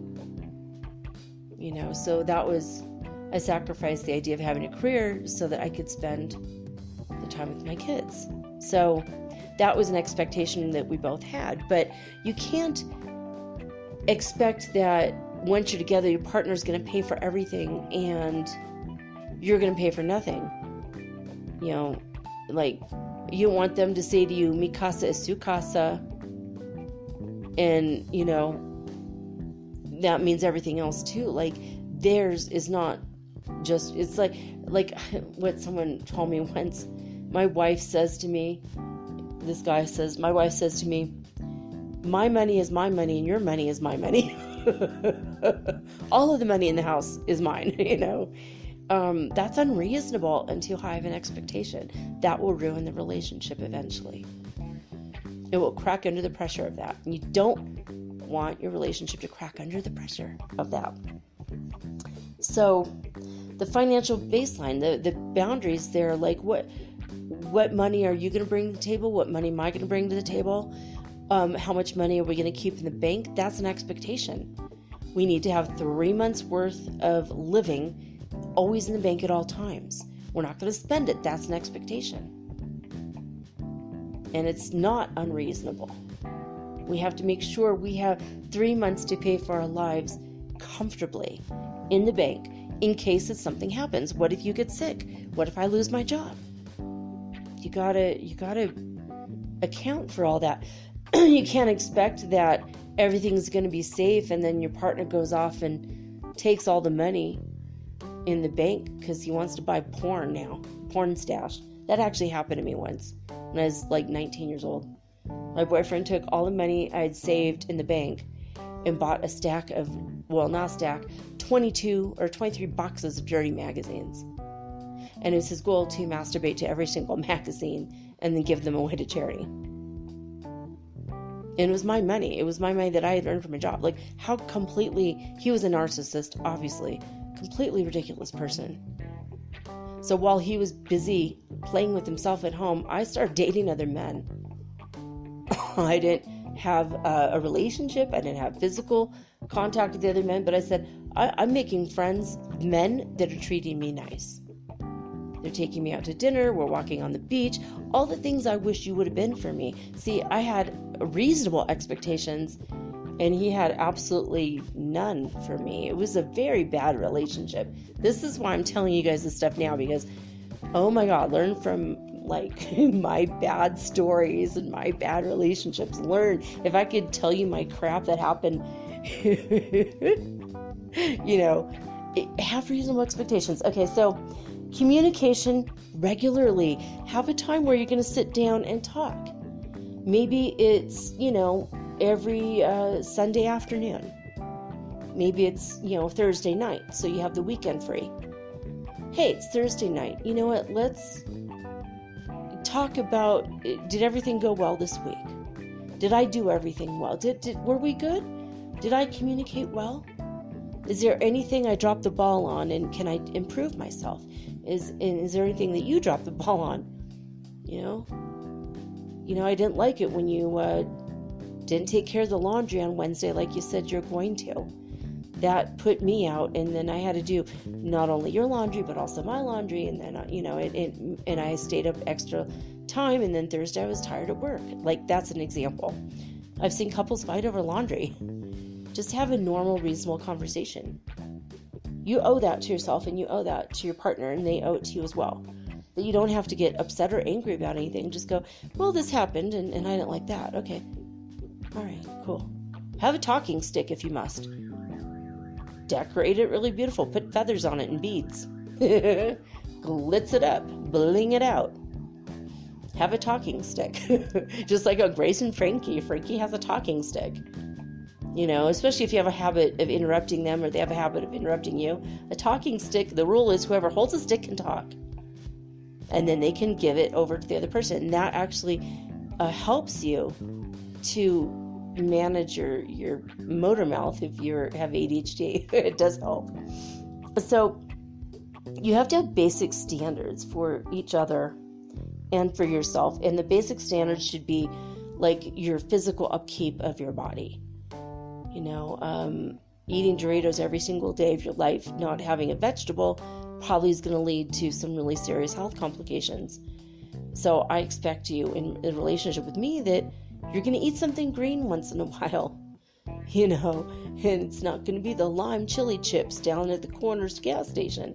It's not going to be Midori lemon liqueur, okay? Because first of all, that stuff is gross. And second of all, just no. It's not going to be the green apple, sour apple now and laters. Eat some broccoli once in a while. Eat a Brussels sprout, for Christ's sake. Eat some celery. Have some pride in your body, and encourage that in your partner too. Encourage it. Encouragement is different than expectation. Encouraging something allows it to grow. Forcing something to grow might not grow. If you try to force a plant to grow and you're watering it, and you're every 5 minutes you're watering it around the clock and you're putting it under a harsh light, it's going to die. If you give it a little bit of water, that's a little bit of encouragement. Allow it to go out on its own. To be on its own. Allow the sun to shine on a few hours a day, and then it needs to sleep at night. Just encourage a little bit, and do the same thing with your partner. All your relationships should be like that. So, how do you show up in public together? This is an expectation. This isn't an arena or area. You should have an expectation. How are you going to behave in public? Is it okay with you if you're going to get wild and crazy and flirt with other people and drink a lot and do drugs and just have the time of your life and wear the lampshade on your head and forget where the hell you put your pants? Is that the kind of relationship you're okay with? And you're both okay with that? Well, okay, fine. I'm not going to judge. But is your relationship expectation that your partner is not going to act like that? You might want to tell him before you go to your first party together, if you're new in the relationship. Like I expect my husband not to sleep with somebody at the party, for example. I expect that the only nudity between he and I are going to be with us and no one else. That's not unreasonable. It has to be spoken of in advance, though, because some people don't know. Some people don't have the boundaries you have. Some people don't have the lifestyle that you grow up in, you know what I mean? So, how are you going to behave in public together? You can be open and friendly and outgoing, but maybe it's not okay to hold hands with the gender you're attracted to. Maybe it's not okay to go off and have an intimate conversation with wine in a corner with someone you find attractive at a party. I don't think that's okay. But maybe you have a different idea than me, and that's okay. We're all different. But so manage your expectations in advance. Have the communication and conversation about that. How are we going to act? Are we going to go around telling everybody we're vegan? We're a vegan couple. We love the high quality vibration of the food we're eating, and then you're going to eat a piece of chicken in public? Make me look like an asshole? Or an idiot? Or a fool? No, right? But you also have to expect that your personal identity should not be wrapped up in the other person anyway. If they decide to eat chicken, that's their body. That's okay. They can do that. But you got to kind of have that solidarity front to keep your relationship intact, I think. So, all right. Number 5, avoid disappointment and failure by not setting expectations in these following arenas. Number 1, don't expect your partner to fix you. And don't expect them to fix your past. That's huge. And don't expect that you're going to fix them or that you're going to fix their past. That's for a qualified, licensed psychotherapist, and in some cases, psychiatrist, if their past was really bad. But don't expect that you're going to fix your partner, and don't expect them to change for you.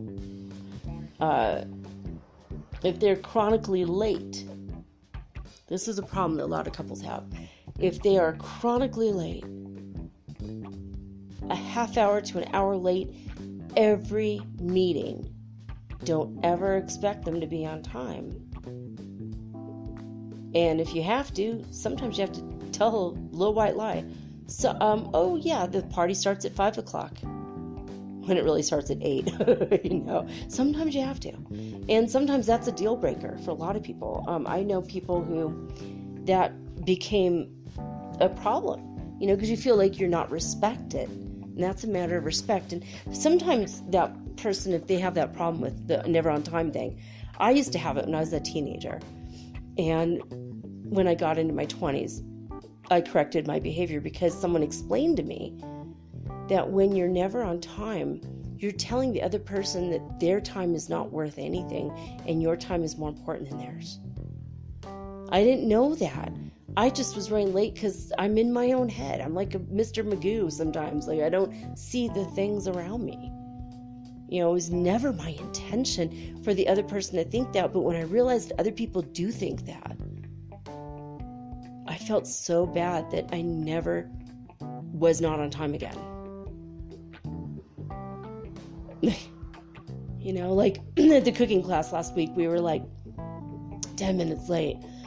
And it drove me crazy. My son and I it was very early in the morning. We're not super early morning people. He is more than me, but we weren't totally ready on time. And then it took us extra time to get a taxi.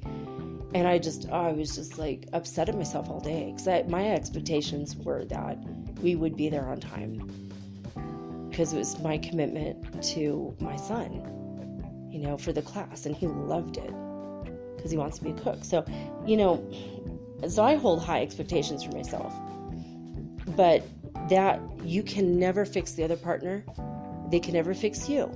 If you need yourself to be fixed because there's something wrong inside, go to a professional.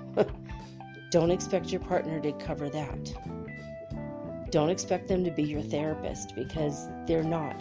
They're there to love you, be your companion, to love, honor, respect you, and to hold your hand and have a meal. The basic things, the life things. Share hopes, fears, and dreams with, but not fix you. They can't fix you. You can't fix them. Things will never stay the same. This is the second one here in this section. You can avoid disappointment and failure in your relationship by not setting an expectation that things will always be the same. You can't change because change is always changing. You cannot change your life. You cannot keep your life the same because your life will always be changing. Life always changes. Every day is different. Every day is new. Even if you have the same routine, it's not 100% exactly the same. And routine is good, but it also can get boring. So don't expect that things will never things will never change. Because things will never stay the same. Things will always move forward. You'll maybe never live in this house forever. Maybe you'll move. Maybe you'll get fat or skinny or grow old, or actually maybe grow young if you do the Himalayan 5 rites, youth exercises. You can do that. Maybe you'll have new hobbies and new ideas and new friends in the future. Don't ever keep yourself in a little narrow box. The narrow-mindedness can get boring, and then your partner might leave you for that. So don't expect that things will stay the same. Don't expect yourself to always feel the same way about your partner, and don't expect them to always feel the same way about you. Be grateful every day that you both wake up in love with each other. And maybe you have a 3-year relationship and it peters out and you go your separate ways because you outgrew each other and you developed completely different interests and you fell out of love. But the friendship love will always remain. But the out of love feeling may or may not. But it doesn't mean that was a failure in a relationship. It means that it ran its course. And now it's time for something new. Next. It's okay. Don't expect you're going to have one job for the rest of your life. Don't expect you to have one partner for the rest of your life. That's an unreasonable expectation of yourself. So, this is an unreasonable expectation many couples, have. They expect that every waking moment, every waking bit of free time will be spent with you. That's extremely unrealistic, guys.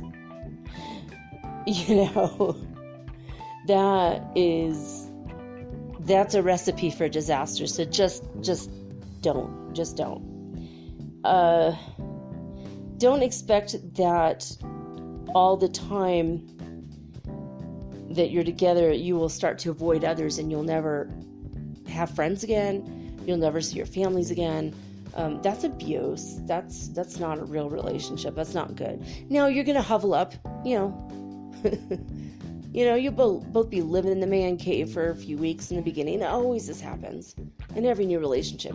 You stay in your relationship bubble where it's all soft and safe and happy-go-lucky, fluffy bunnies and rainbows, and then the real world comes crashing in and the bubble pops and you have to go back into the world again. But don't keep trying to recreate that bubble because that's not healthy, right? It's not healthy because when you marry somebody, you're not just marrying them, you're like becoming a part of their family. And that includes their friends and sometimes their work environment and all that. And also they're marrying into your world. Worlds are colliding, not just two individuals in two little bubbles creating one bubble together and the rest of the world doesn't exist anymore because now we have a relationship. That's not reasonable. It's okay. Allow them to have friends. Allow yourself to have friends. Allow yourself to have fun without your partner and allow them to have fun without you. It's wonderful because when they come back to you, you come back to them. You separate for the evening. I used to take the kids bowling. My husband would stay home. And sometimes he'd go hang out with his friend next door, or he would read a book, or he'd call his sister, to have a long chat. He loved long chats with his people in his family.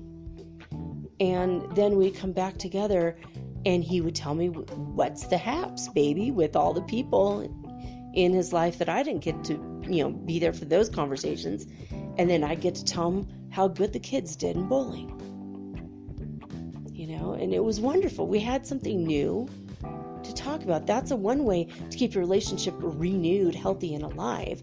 You have outside interests of each other. And you could come back and tell each other about the interests. It's wonderful. So they won't give up their basic life for you. They're not going to give up their family. They're not going to give up their friends. They won't give up their job, their career, or their house, especially what they're living in a house that's been in their family for 400 years. You're living on the East Coast. You have this gorgeous antebellum type of house. It's been restored. It's so lovely. Don't expect them to give that up because you feel like living in a modern day apartment in the city. That's a crime to imagine that they're going to give up their family heirloom place. No, they could rent it out, sure. Maybe you could live in the city Monday through Friday and Friday night through Sunday afternoon, you can live in the antebellum house or whatever. So don't expect, that's not right for you to expect them to no longer have certain friends because they might like them. If you don't trust your partner, don't be in a relationship with them. If there's room in a relationship to cheat, that you don't have a good relationship. Either seek help, get a counselor, or just part ways amicably, because maybe this isn't working, maybe we aren't the one for each other, right? And by the way, there's a lot of the ones, soulmates for you. You may or may not be here with your twin at this time, but there's a lot of soulmates. Soulmates are wonderful. Not as much pressure as twin flames, to be honest. So do not have physical expectations such as love making. Don't expect that they're always going to look like, Salma Hayek or Brad Pitt or whatever, whoever turns you on the most. Don't expect your partner always to have a perfect body, that their looks are going to be perfect and youthful forever. Teach them the Himalaya 5 rites, but if they choose not to do that and they choose to grow old, that's their choice. And it's your choice too. Maybe you're okay with the gray hair and you're okay with the, saggy body parts, maybe that's what you want. Maybe you're okay with growing old because you like the process and you like the idea of becoming the old crone or the old wise hermit, that might be something you always kind of waited for when you're little. I can't wait to grow a big white beard, walk around with a cane and freak kids out. I don't know. Maybe that's you. I don't know. Everyone has something different in their minds, but don't expect them to want to apply that anti-wrinkle liquid on their face every day so that they look good for you. Now, it's not unreasonable to want them to look good for you, but you have to tell them that. And if they decide that they don't agree, it's unreasonable for you to keep that expectation. Just mark that one off the list. Accept them for the soul that they are, not the body they're currently inhabiting. Right? Sometimes you have to accept if someone wants to grow old. You have to accept it. You don't have to accept it for yourself. I don't accept aging for myself. I just don't. When my body starts to age, I'm like, oh crap, what mineral am I missing? Which thing do I need to do to get back to the youthful glow? There's a few things I need to work on, this month. I'm like, all right, in March, this is going to be, by the end of March, it'll be done, right? But expecting them to agree with you 100% of the time, also, that's a no-go. You can't expect that person to agree with you 100% of the time, because they're just not gonna. You can't expect them also, this is the last one, second to the last one. You cannot expect them to hold the exact same interests and all of the same interests as you. You just can't. You can't expect that. It's just not right. That is an unreasonable, too high expectation. That will result in disappointment.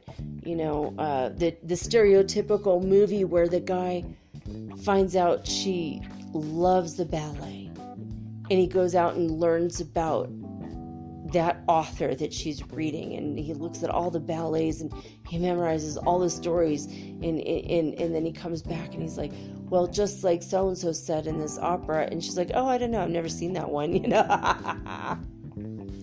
It happens so often in so many movies. It's hilarious, because that's an unreasonable, unrealistic expectation that, well, if I suddenly learn everything that she knows about that one subject, then maybe I can impress her. Well, sure, it might be impressive that you learned the information, but it's unrealistic to believe that you both are going to love the ballet, you're going to love the opera, you're going to love going bowling, you're going to love watching football and baseball and basketball games together. Like, not every single activity will be shared. So drop that expectation if you have it, because that's not right. I'm going to take a quick break, and then we're going to go over more information. This is going to be a very long episode, but I want you guys to have this stuff down. Relationships are very important, and this is one of the parts of your world in your life that if you have it down and you understand what's to be expected of you, and your partner knows, and you have that open line of communication and you handle it right, if this part of your world works, everything else will flow. Same thing with, like, if you have your career and everything, your kids, everything's fine, then the relationship will flow eventually. When it happens, it does. But you have to try to master all areas of your life. But if you master the relationship stuff, you're going to be so much happier. A lot less stress. So I'm going to take a quick break, and I'm going to do the last part of the show right after this.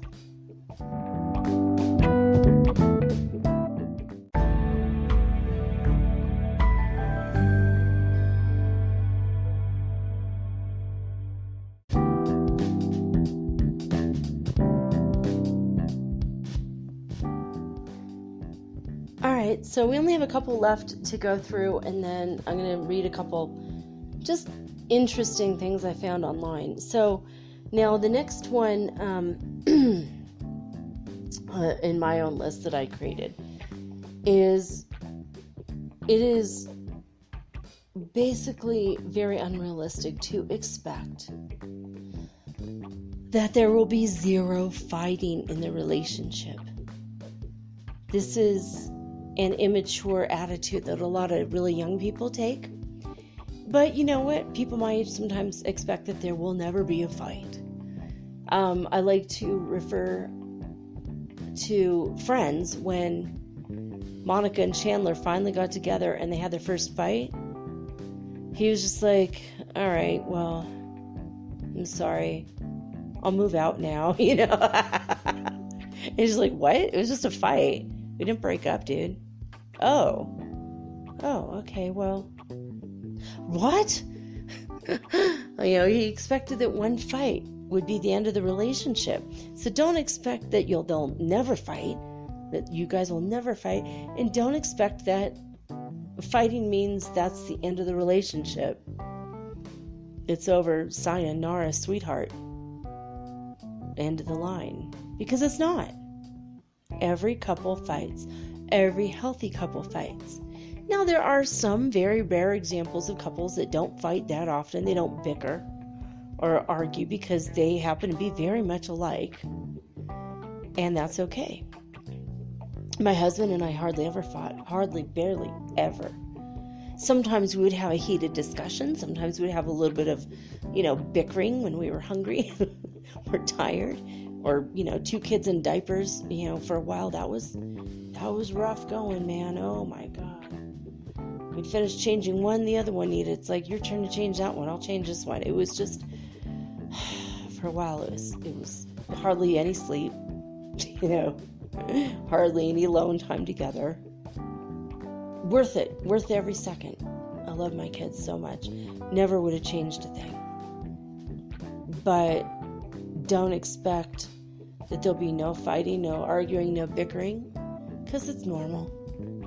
But do expect that when you do fight, argue, or bicker, that you won't resort to name calling. That is a good expectation to have. You don't resort to blaming, you don't resort to name calling, and we did talk about how to have a fair fight this month. So go back and listen to that one if you did not hear it already. Food is one I added just now, a few minutes ago. I wrote down food. Do not expect, if you both, this is what happened with my husband and I. I had been a vegetarian for 9 years. Well, I was a vegetarian for 9 years. So I think I'd been for maybe 7 or 8 years when I met him, a vegetarian. And he also had been a vegetarian for about the same amount of time, which was weird. And we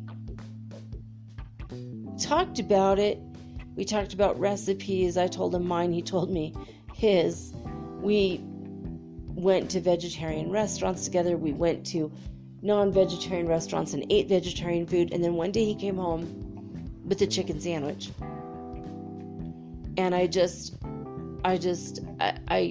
could not even with him, I was like, dude, I just started crying. I was very immature back then. And it's so embarrassing, but I started to cry. Because my identity as a vegetarian was doubly reinforced as him being a vegetarian. And I almost felt like it was spiritual. We're living a pious life. We're spiritual and we're vegetarian together. We don't need to eat meat in this society when we're provided every kind of vegetable. an alternative protein source. And, vegans are vegans. They're crazy. But vegetarians, we could still have cheese and milk. There's other sources of protein available. They're still within reason. I can eat a macaroni and cheese if I need to. So it was just like the way I was thinking back then. And when he came home with the chicken sandwich, and I'm like, who knows you ate that? And he's like, oh, this is the second one. I ate one in front of my dad. I'm like, but didn't we not just tell your dad we're vegetarians? And now you're eating a chicken sandwich? I feel like such a liar. You made me a liar right now. I told my mom you're a vegetarian, that I'm a vegetarian. We're vegetarians together. It's one big thing we have in common. And I learned on that day, don't expect your partner to eat what you want them to eat. Or how. Your partner's going to change his diet. She's going to change what she eats over the years. This week might be vegan week. Next week might be carnivorous week. The week after that might be keto diet. And the week after that might be ice cream sandwiches for lunch every day.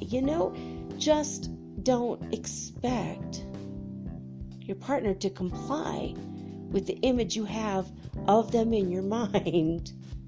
And also don't expect yourself to be vegetarian forever, because I was a vegetarian for 9 years and I almost died from it. I went to a naturopathic doctor who told me I normally will tell people that a vegetarian lifestyle can be extremely healthy.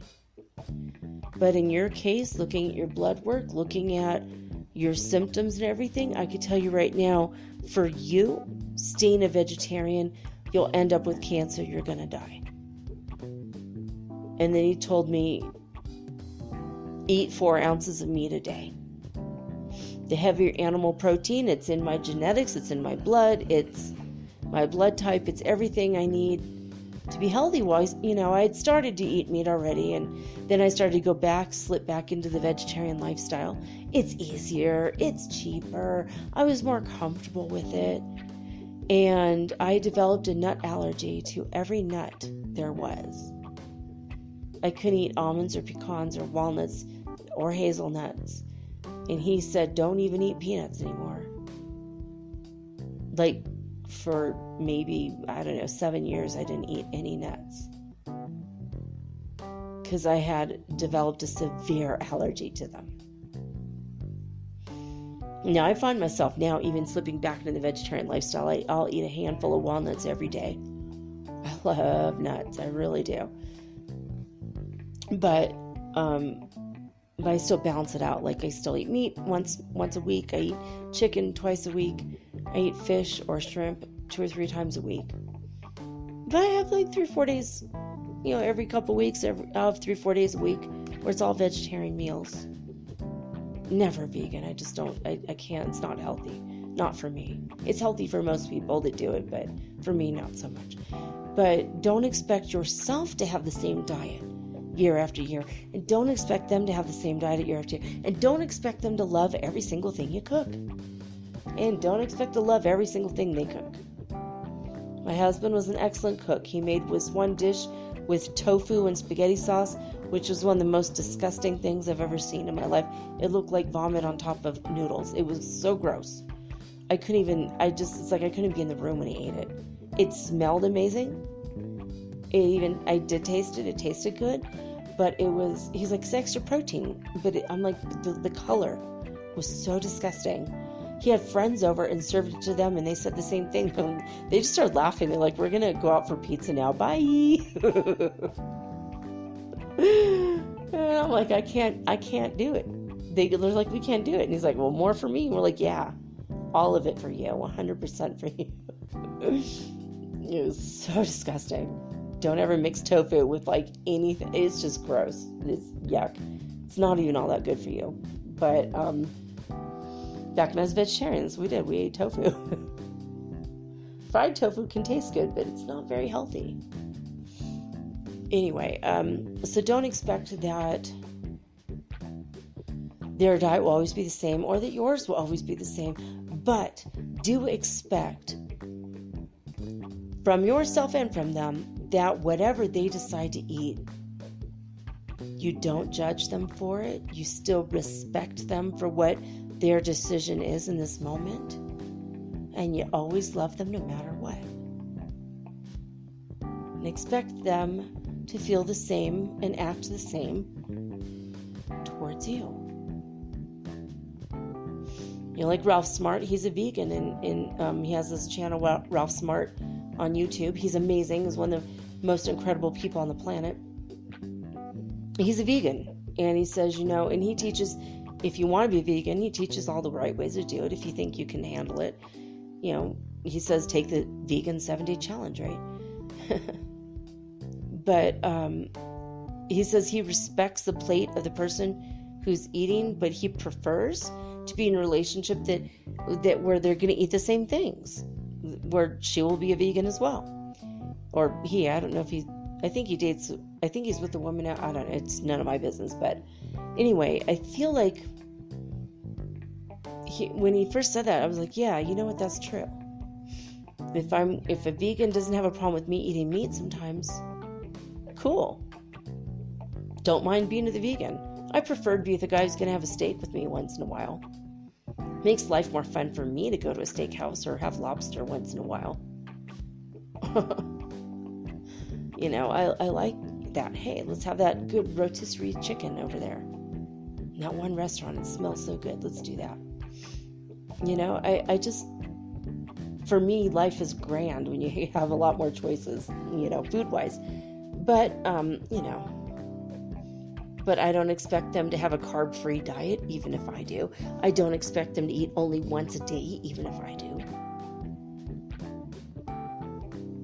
You know, and I would respect them if they want to eat, you know, 5 small meals a day, even though it's not healthy. But if that's what they want to do, and they feel good doing that, okay. Everyone has to take care of their own body, you know. You can't control another person, and they can't control you or what you eat. It's not right. All right, so I'm going to go to Gottman.com. This is the psychologist, Gottman.com. He has like it's like a blog, but I think he's got a PhD. So that's awesome. He's a psychologist. So he's talking about marital therapists and whatnot and expecting. So he's saying a lot of people expect less, so they're never disappointed, but that's not right. If you expect less out of your relationship, what's going to happen is you're going to be ill-treated. You know, like, you're going to barely have a relationship. Like, they're going to cheat on you, look at other women. They're going to, you know, if you lower your expectations, you're going to get a person who expects lower from himself or herself. You know, it's not good at all.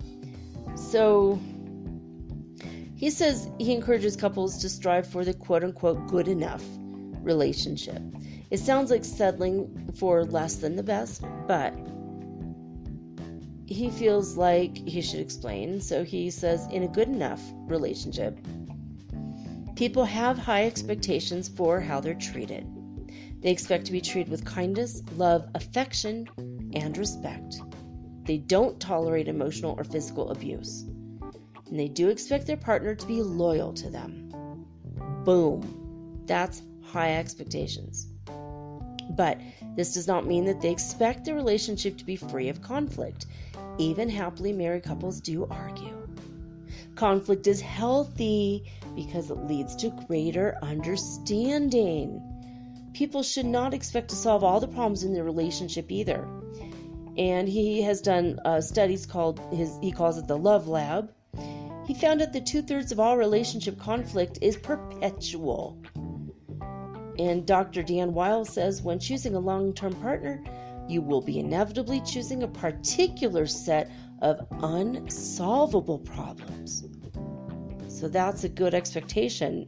Don't expect that all of the problems will be solved, because there's always going to be 1 or 2 things that kind of, it's not going to ever be solved. You know? My husband couldn't see when his mom was manipulating him. And when she was like being two-faced and treating me bad, he never could see it. It was his blind spot. Like the minute I delivered my baby, within 3 days, I got a magazine subscription to,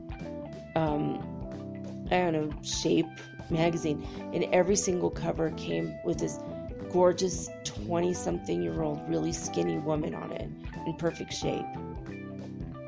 Because when I was at her house, and she did it, and I asked her, and she, oh yeah. And she said, oh, I would never do that. And I called them and found out she had ordered this magazine for me. And it was just like, it's none of your business if I'm in shape or not. But I just felt like it was so rude when I was so emotional. And I'm like in my 30s giving birth, and to show me these practically teenagers or little twigs, they've never given birth, they have stretch marks, they're wearing bikinis on the cover of this magazine. It was like really mean, And then like a month later, she gave me a dress that she thought would be so beautiful on me, and it was a size 3X for an extremely fat woman. It was actually as big as a 5X, which is about almost the biggest thing that you can get. And I was overweight. Yeah, I had just given birth, but I was like a size 16, not a 5X. Like 4 of me could have fit in that dress. And I brought it to her house. I said, thank you for thinking of me. It's a really beautiful dress. It's just not my size, honey. Maybe you would like to wear it, or maybe you could return it or give it away to charity, because I'm not going to ever wear it. But I appreciate the thought. Thank you. Of course, that infuriated her, but, whatever. I was like crying my heart out. I called my friend Amber. I'm like, what the hell am I going to do? She's so mean to me. And it's constant, and he will never see how mean she was to me. He'll never see it. And I don't know what to do about it, and I try so hard with her, and she's just so oh, what a cute little quaint house you've picked out for yourself. Meaning small, tiny, unacceptable, those kind of things, those little backstabbing, it seems like a compliment on the surface, but it's really like that get the digs in to irritate you type of thing. He would never see it when she said this stuff to me. So it's unrealistic to expect that, all of the problems will be solved, because they never will. It's unrealistic to expect a relationship to heal childhood wounds or become a pathway to spiritual enlightenment or self-actualization. I was lucky with my husband, because we were already on a spiritual path when we met, and I gave him ideas, he gave me ideas, and we moved forward together, but doing separate things. Sometimes we'd do the mystery schools together. And for a while, I continued on one path, and I went Eastern, he went Western. And that was okay. And then eventually I went back to Western. But we always talked about our spirituality, and we didn't expect that we'd be on the same page, even though our Kundalinis rose on the same day, which was hilarious, because we were just like, oh my God, I did not expect that. That was weird and awesome. But don't expect your partner's going to be on the same spiritual path. I want a partner with spiritual, conversation in him, but I don't expect him to be the same as me. And I know he doesn't expect me to be the same as him. No one would. It doesn't make sense. So never, ever, ever settle for being treated poorly.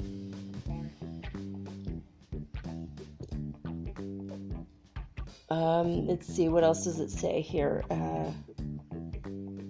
Honor each other's dreams even when they're different. Don't expect to have the same exact dreams. You meet, you fall in love, you find out you have so much in common and you want to be authors. Oh my God, we're going to write books together, we're going to be best-selling authors together, we'll go on tour together, and wait, you want to write horror books? Ew. No, I want to write spiritual, fluffy bunny, happy butterfly, and rainbow books. Communicating with the unicorns, that's my current title. Don't expect that they're gonna, even if you have the same dreams or similar dreams are not going to be the same thing. You write political books and you're a Republican? Ooh. You got to see in the beginning, is this a deal breaker when you get together? Don't expect they're going to be in the same political party as you. Don't expect they're going to vote every single time the same as you. Even if you're both Democrats, even if you're both libertarians, you're not going to always vote the same. You're not going to see eye to eye in every issue, so don't expect it to happen. Just honor one another's dreams. That's what it says here. Even if they're different, according to Gottman.com. Couples that are happy create a shared meaning system with shared values, ethics, beliefs, rituals, and goals. They agree about fundamental symbols, such as what is a home? What is love? How are we going to raise the kids? Expect that because you deserve it. It's not unreasonable. It is achievable. But in order for you to build a deep, meaningful relationship full of trust and intimacy, you're going to have to talk about all of this and set reasonable expectations and delete the ones you don't need anymore. You can erase those from your mind. Just takes a little more. Now, according to womenshealthmag.com, this was a little bit more, the first couple are a little bit more, shallow. And I mentioned this before. Don't expect your partner to always look like Brad Pitt or Liam Hemsworth, whoever the hell that is, anyway. And it says, hopefully you know this, but looks do fade. Sorry. If you expect they're going to stay the same forever, you might be in for some real disappointment. Understand that they might gain 5 pounds. They might gain 50. They might have a problem with their health. Love them for who they are inside, for the soul that they are. All of our souls are beautiful. Sometimes outer shell, not as much. They lose a little bit of hair, don't worry about it. Love them anyway. If you're in it for the shallow part of it, probably you're not mature enough to handle a long-term relationship. They gain a couple wrinkles, love them. Call them laugh lines.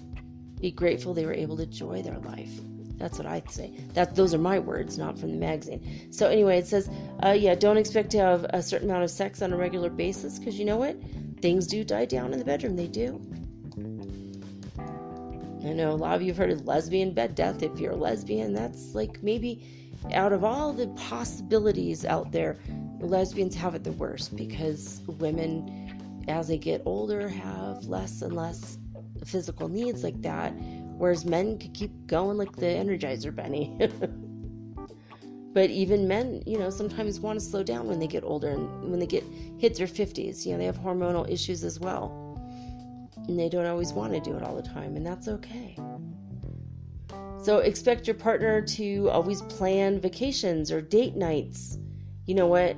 That's not fair. You got to plan them together, or every other year, or every other week, no matter whether it's a date night or the vacation. If you guys take a vacation once a year. This is my year. I'm planning a cruise.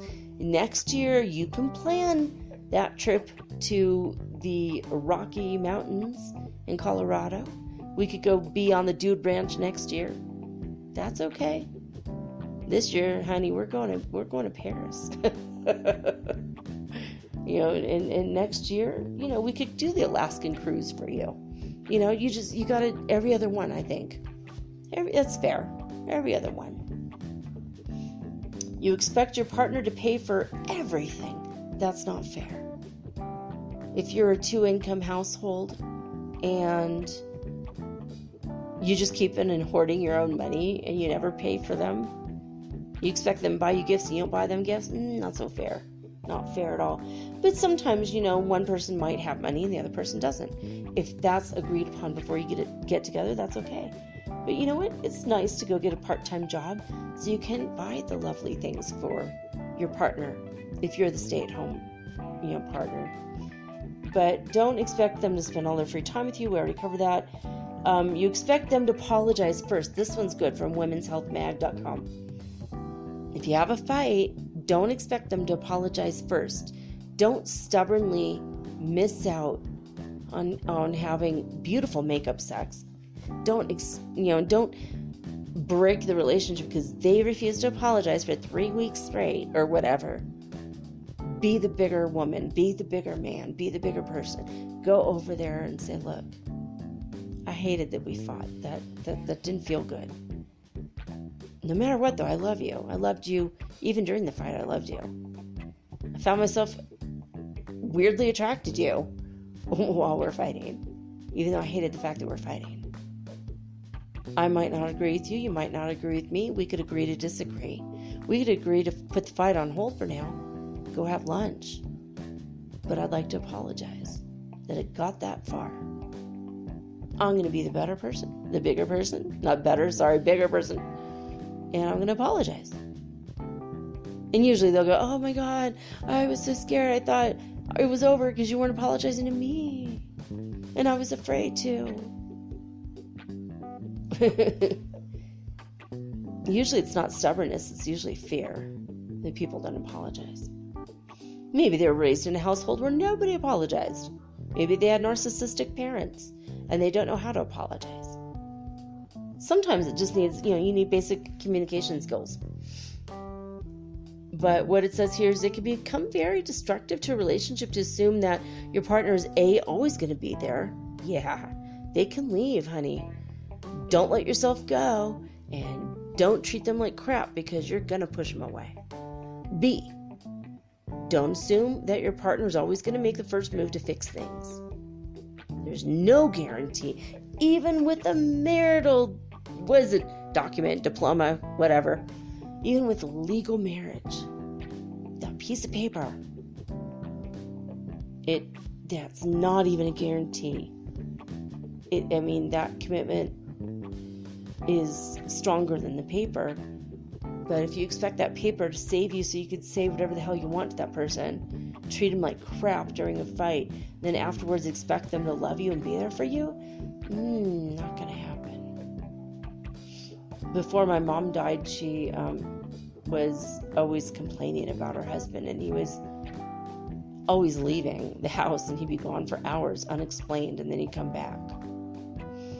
He'd have $20 in his pocket and he'd leave, and there'd be like no money on when he came back, and it drove her crazy. But the way that she treated him, she was so mean-spirited, making fun of him because he was illiterate most of his life. He knew how to read as an adult, but he grew up in a cave homeless with his parents, didn't know how to read for most of his life, most of his childhood. And she made fun of him all the time for that. It was so unfair. I did not like that. When we were driving, she'd scream at him for every little thing. It was very uncomfortable. I literally feared for our lives. And my husband and I always looked at each other, and afterwards we'd talk about, he'd be like, all the disagreements or little, moments we've had, it's never gotten that bad. He was like, thank you for being so loving to me. Like, I'm really, truly in love with you. I would never treat you like that. And it was horrible. It was horrible. She was just so mean to him. And I was just like, oh. She'd always scream and yell. So maybe it's a good thing she didn't raise me. That was my birth mom. It was a good thing she didn't raise me. So I'm glad I didn't have that kind of communication. But 7, they say you expect them to have no friends of the opposite sex or whatever sex they're attracted to. We already did discuss that one. So you can't forbid them to not be friends. Remember in Friends, Ross was forbidden by Emily to ever be friends with Rachel again. And that was unfair. In the end, he chose his friend over his wife, Emily, and they got divorced. 8, you expect your family and life takes precedent, and theirs doesn't. You gotta enmesh your lives together. It's not gonna be you at their family all the time, and you never get to see your family, or the other way around. No, you gotta spend time. Try to make it as equal as possible. 9, you expect your partner to take care of things around the house. You know what? Yeah, even if your partner says, I'll do all the cooking and cleaning, you know what? You should do some of it too. And if you guys can afford a maid, then this is a moot point, really. But on the days that the maid's off, don't expect them always to pick up the laundry. Do your share. You dirty a dish, you wash a dish. You got extra laundry to do it yourself. You're a grown adult, damn it. You don't know how to operate the laundry machine, ask for help. Or drop it off at the fluff and fold. Don't expect your partner to take care of everything around the house, even if they're a quote-unquote stay-at-home or a quote-unquote housewife or house husband. Don't expect them to do all the stuff around the house. It's unfair. There's a lot more to do in a house than there is in a day job. Especially if you have kids. Oh my God, this is a never-ending job. And then it says, you expect your partner always to take your side in fights. Don't expect them to always agree with you. Do expect them to support you no matter what. Okay? They don't have to agree with stuff.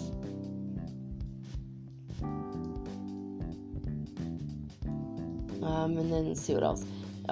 You expect your partner to always know what you're thinking. Yeah, you know what? You're not a mind reader, baby. Even if you are psychic, you're not 100% psychic 100% of the time. In your relationship, assume you're not psychic. Assume they're not psychic. They cannot read your mind. They cannot. Even if they can read minds in general. My husband was very psychic. I was very psychic. But we always had an agreement between us that with each other, even if we kind of knew what was going on, we would always ask and have clear, honest, open communication about it, because it was impossible sometimes to understand what he was thinking or going through, and vice versa. Sometimes when you're too close to a thing, you can't read it, actually. So don't think that you're a mind reader. You might think you know each other well enough that you can understand and anticipate each other's needs. That is a sign of strength in a relationship, it says here. Yay! But when you start to assume that your partner is intentionally ignoring your feelings, if they're doing something that bothers you, that's not true. Usually their intentions isn't to hurt you or ignore your feelings or slight you or whatever. Usually that's not at all the case. Sometimes your partner might be, like a mental Mr. Magoo. They're not really aware of things outside of their own head or what they're thinking or feeling right now. Maybe they're going through something they don't want to share yet. You got to give them space and time and ask them and let them know, hey, I'm here for you when you want to talk about it. But I'll give you your space for now. But don't expect that you know exactly everything's going on. Don't expect them to read your mind, and don't expect you're going to read theirs. Number 12, expect your partner to fill every void in your life at all times. Ooh, that's a big no-no. That is a very bad expectation a lot of people have. When you're bored, they have to entertain you? No. Are you paying them to entertain you? No. I expect that in my future relationship, and I've seen bits and pieces of what we're going to have our lives. I saw us painting together and listening to music together. I've seen visions where I'm in his house and I'm blasting my own music and dancing around because he's not home. Because he's not going to be there for every moment of my life. And I've had visions, I know what's going to be, so I don't expect him to fill my every waking moment. Plus, that's like so smothering. Blech. I like having alone time. Introvert. I don't need every day alone, but I do need some. And you don't expect that you're going to be able to fill their void. If they're so constantly needy, they probably need a psychologist to help them work out some of those childhood issues. Have some issues, take the tissues. Don't come crying to me about it, though, because, even though I will have love and compassion for you, I can't fix you, and I can't be there for every minute, every second. You can't, it says here, some couples do have a symbiotic joint at the hip relationship. There's nothing wrong with that. It does work for some people. Other couples, on the other hand, they don't enjoy getting super deep and sharing every personal thought and emotion, and that also works for them. See, my husband and I were the first one. We were like joined at the hip. We just could not get enough of each other. We couldn't get enough of each other. It was 24/7 for almost 13 years. And I loved it. But the relationship I had before that, I needed a lot of breaks from him. Loved him dearly, but we needed breaks from each other. Then we got back to each other. We had a lot of fun. We loved each other, but every relationship is different. And also, don't expect your old relationship to be like your new relationship. They're not all going to be the same. Neither one of those is wrong. Neither one of those is right, The one that makes you feel more secure, loved, and appreciated, that's the one. If you have more quality time than quantity, that's okay too. The moments you do share together are very deep and very precious. And those moments you wouldn't give up for every second together, Sometimes you get bored together if you're constantly together. It just depends on the people involved. You just have to have your expectations being clear and open. Okay, so now the third thing that I found was mirror.co.uk, the Mirror. They said, learn the 5 F factors before committing to each other: finances, family, friendships, fun, and the frisky factor, or your sexual compatibility. They say that these factors will determine the long-term compatibility and harmony. And they're also the source of many divorces. Finances, how much you can agree and disagree on spending and saving. You got to have a plan. You guys want to have the same financial blueprint. You know what? Actually, private message me at metaphysicalsoulspeak@gmail.com, and I will see if I can get you into the 3-day seminar that's free, but it's kind of an invitation only. I could get you into T. Harv Ekker's stuff. You'll hear his material for 3 days, and if you both have that same financial blueprint, you'll be golden as a couple together. Even if one of you's a saver and one of you's a spender, you're going to be both on the same page. If you one of you grew up to be wealthy and you did it on your own, and the other one of you just like you can't even hold a position, any kind of job, and you keep losing your jobs and lose your money and you don't care about money, that'll get you both on the same page. You'll even the playing field, and financials will never be an issue for you again. You'll both work towards common financial goals, and that's important. So family, how much time you're willing to spend with your respective families, and how many children you're going to have or not have. You're going to have fur babies? How many? Which kinds? This can be a big... Doris Day had like 100 dogs. It really pissed her husband off. I think is what led to their divorce. He couldn't handle it. She gave all her love and attention to the dogs and none to him. She gave him attention, but not what he wanted and expected. I see it. I've seen it too. Friendships. What part are they going to play in your day-to-day life? Are you going to only see your friends on Fridays and Saturdays? Are you going to see them during the week? Are they going to be at your house every waking moment? Are they Kramer in Seinfeld? Just coming on over, opening your door with his key? You got to figure all that out. Fun. What are you going to do for fun and leisure? Are you going to drink together? Are you going to be sober together? Are you going to do psychedelic drugs every Saturday? You got to figure stuff out in advance. Or if you're already in a relationship, you got to figure it out now if you haven't already. You might have very different expectations on how to spend your money on weekends and holidays, and your sexual compatibility. And it says basically, understand that a wedding isn't a marriage. It's one day of your life, but the marriage is every day for the rest of your life. A marriage will not solve a relationship. So if you think, we'll just get married and everything work out, no, you'll make it a lot worse. Whatever problems you're having before you get married might be amplified in the marriage. So there's going to be a lot more emotional pressure coming from internal pressure systems you didn't even know were in place inside of you. From your past, from your family, from society at large. Cherish your self-esteem. Understand that you need to build your self-esteem. You have to love yourself. You have to have confidence in yourself. And your relationship should bolster you up. In every relationship that there is that's good, there's that element of supporting each other, bolstering each other, really being there for the other person. Respect and responsibility for yourself and others. Talking and listening. Don't pressure the other person into sex before they're ready. Maybe you want to have sex on the first date or the third date or the fifth date. Maybe they want to wait a year. Maybe they want to wait till marriage.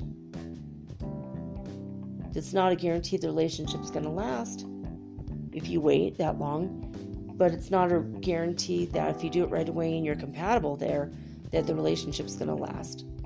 Because usually you burn out in that area and then you're like, well, what else is there? If you don't put any other factors in place, I think you should wait a few months. But you know what? You might have a different idea, and your idea might work out better for yourself, right? So managing expectations in a relationship, that's what this episode was about. I hope that my advice and all the things I came up with, as well as what I was able to look up for you guys, I hope that will help you in your relationship. Let me know if you have any other questions about relationships, anything I haven't covered. We could do a special Tuesday, next month or in April, whenever. Otherwise, we'll wait till next February, Love Month again, to do 4 episodes again on relationships and, strengthening those bonds. It's very important, it's like a big, huge part of the human experience is to have that, experience it at least once, Manage your expectations and you will have a long-lasting, beautiful, wonderful relationship. I guarantee it. I don't guarantee it'll be forever, don't expect that. But I do guarantee that the time you have together, it will be quality and you'll have the memories to hold on to for the rest of your life. Anyway, that's it, guys. I love you guys so much. Thank you for sticking with me. If you've gotten this far, you're a trooper. The relationship ones tend to be a little bit longer because there's a lot more ground to cover, and it's something that's super important, So I want to make sure I'm thorough, Virgo that I am. But thank you for liking, sharing, subscribing, telling all your Facebook groups, your Insta, and your Twitter followers about this show, because as people start to open up spiritually in the mass awakenings that are going to start happening this year, they're going to need some advice to turn to, someone to, tell them what it is, what's going on. And I'd like to be that person. So let people know about Metaphysical Soul Speak, the podcast. Tell them they can find me on iTunes, Spotify, Stitcher, Podcaster, Podbean. I'm on all of them. I'm internationally syndicated. I have over 400 episodes, so you can always go back and listen to the archives for absolutely free. There ain't no law that says you can't listen to an episode 2 or 3 times to get all the info out of it. Anyway, just thank you guys. Thank you so much. Again, remind yourself, make the reminder that come July 1st, when I give you all the information, go and nominate me for the People's Choice Award if you believe I deserve it, if you like the show and you enjoy it. I'm going to give all that information. It's still like 3 3.5, 4 months away. You're going to just put a reminder on your phone so you don't forget to vote for me. And I really appreciate it. I want to get the word out. I want to make a living from this, doing what I love, and I can't do it without your help and support. So please just, tell everyone about it. Everyone who has spiritual curiosity, go, hey, did you hear Metaphysical Soul Speak, the podcast? You might like it. You might love it. It's definitely free and fun to listen to, maybe. If you guys think that, tell them that. Anyway, I gotta go. I gotta let you guys go. I need to sleep and get ready for tomorrow's show. Yay! All right, well, I am going to be back tomorrow with all original and unique programming, just like always. But for now, I'm signing off with peace and joy and the high vibes of the Holy Fifth Dimension. Until next time, guys, peace.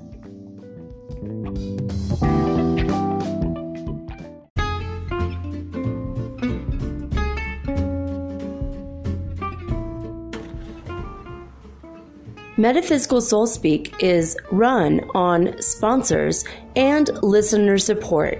This means listeners like you. If you are so inclined to support my efforts and my little podcast, please visit me at anchor.fm/metaphysical and pledge an amount of your choosing today. Thank you.